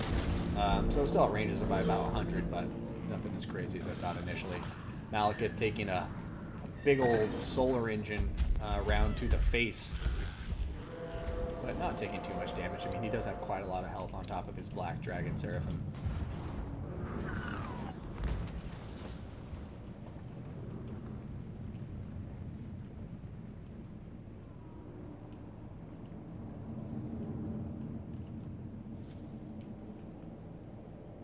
Alright, so here we go, guys. The armies are pushing forward to meet each other. Ancient Salamander having a little bit of a challenge there. He just threw up into the side of the hill, unfortunately wasting one of his very precious fireballs. And now, Reaper Bolt Throwers, what are you doing? Just stay back. No, he's getting himself into a much worse position by doing this, because now he may have some of his rounds on the side of the hill as well. Oh, wow, all 3 of those actually going to connect perfectly on top of them, though. And now the Dark Elves are pushing forward with their skirmishers, looking like they're trying to trade with the Skink cohort, but, you know, we'll see what happens. Wind Blast going down, doing quite a lot of damage to that Blackguard and Nagrond, and we'll see what happens from here. Cold One Knights being pulled over this way to counteract the Horned One movement, but going to be a tough one. Malekith diving in against the Red Crested Skinks. Excuse me, trying to help with that combat. And now all of the Dark Shards are being shifted over this way to get their rounds on top of these Horned Ones. But man, This is looking rough. All of the Horde ones are just swarming around the Dark Elf formations, but nothing a big Soul Stealer can't change. Lickety split, right? Over here, all right, he's got to watch out. This is right where the Soul Stealer would come down and do the most work. Are we going to see a Soul Stealer? There it is. Come on, come on. That's going to be devastating. That Soul Stealer should do a great job of keeping Malekith very healthy while sapping a lot of health out of all three of these Horned ones and the Saurus Oldblood. Murderous Prowess also being popped. The Lizardmen do have the advantage of flirting the balance of power right now. Ancient Salamander and the Solar Engine are just doing a ton of damage with their ammunition. But that Soul Stealer really took down a lot of health for the Lizardmen Cav forces there. Will Malekith be able to get back up in the air, though? That is a big question. And if these Horned ones stay on top of his ass, then he won't. And oh, he got staggered there. And now we see Malekith getting absolutely smashed by a Saurus Oldblood and these Horned ones. And with the Solar Engine shooting him point blank as well. Oh man, it looks like we're just going to see Falcon's Lizardmen absolutely dominate the battlefield because they're just, he is so good with Lizardmen. I do want to give a shout out. I think Green played it well. He just got overwhelmed by three Horned ones. He was able to get that good Soul Stealer in there, but unfortunately Falcon is just a really damn good player. And I don't know why I said unfortunately. Fortunately, he's a great player. But unfortunately for his opponent there, Green, that means it can be a bit one-sided and feel rough when you lose to him. But looking at the kills, Blackguard and Aggron did very well. Helibroni did very well. But yeah, the three Horned ones are just really powerful and overwhelmed all of the Dark Elf backline. He needed to have these Blackguard and Aggron maybe in the rear with the Dread Spears up front, because then the Dread Spears could have done a ton of work against these Horned ones and the Saurus Oldblood. But all in all, I think he played it well. It's just Falcon played it better. But in any case, a great game to both of these players. Congratulations to Falcon. He is now the two-time champ. And yeah, good games.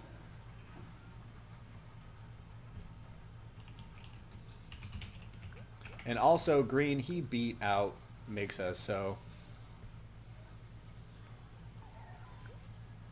good games all around. Let's go ahead and finalize these scores. Falcon wins the final in a 2-0 fashion. Thank you guys so much for being here. I think this was a fun tournament. Hope you guys had a good time. But yeah, take care of yourselves. I'm going to be hopping it off. And yeah, you guys are wonderful. I appreciate it. Y'all make it worth it every week doing these tournaments. I hope you enjoy them. But yeah, we will see where the next tournament lands. Hopefully next weekend. Maybe I'll do a flash tournament sometime during this week. But in any case, you guys take care. You are the best. Thank you all for tuning in. And once again, to the new followers, just a huge shout out. Thank you so much. And also to the new subscribers or the resubs. Gray, thank you so much. Lou Diamonds, thank you so much. And also somebody else subscribed. Authority, thank you for the subscription, although I had to do push-ups for it. But in any case, take care of yourself. You guys are all wonderful. And once again, thank you for being good sports. And in the chat, I know we had some rough shit talking for a minute there, but thank you guys for turning it around, being more respectful moving forward. I want to keep this a respectful stream. So thank you guys all for being willing to work with me on it. But in any case, congratulations once again to Falcon for winning this tournament.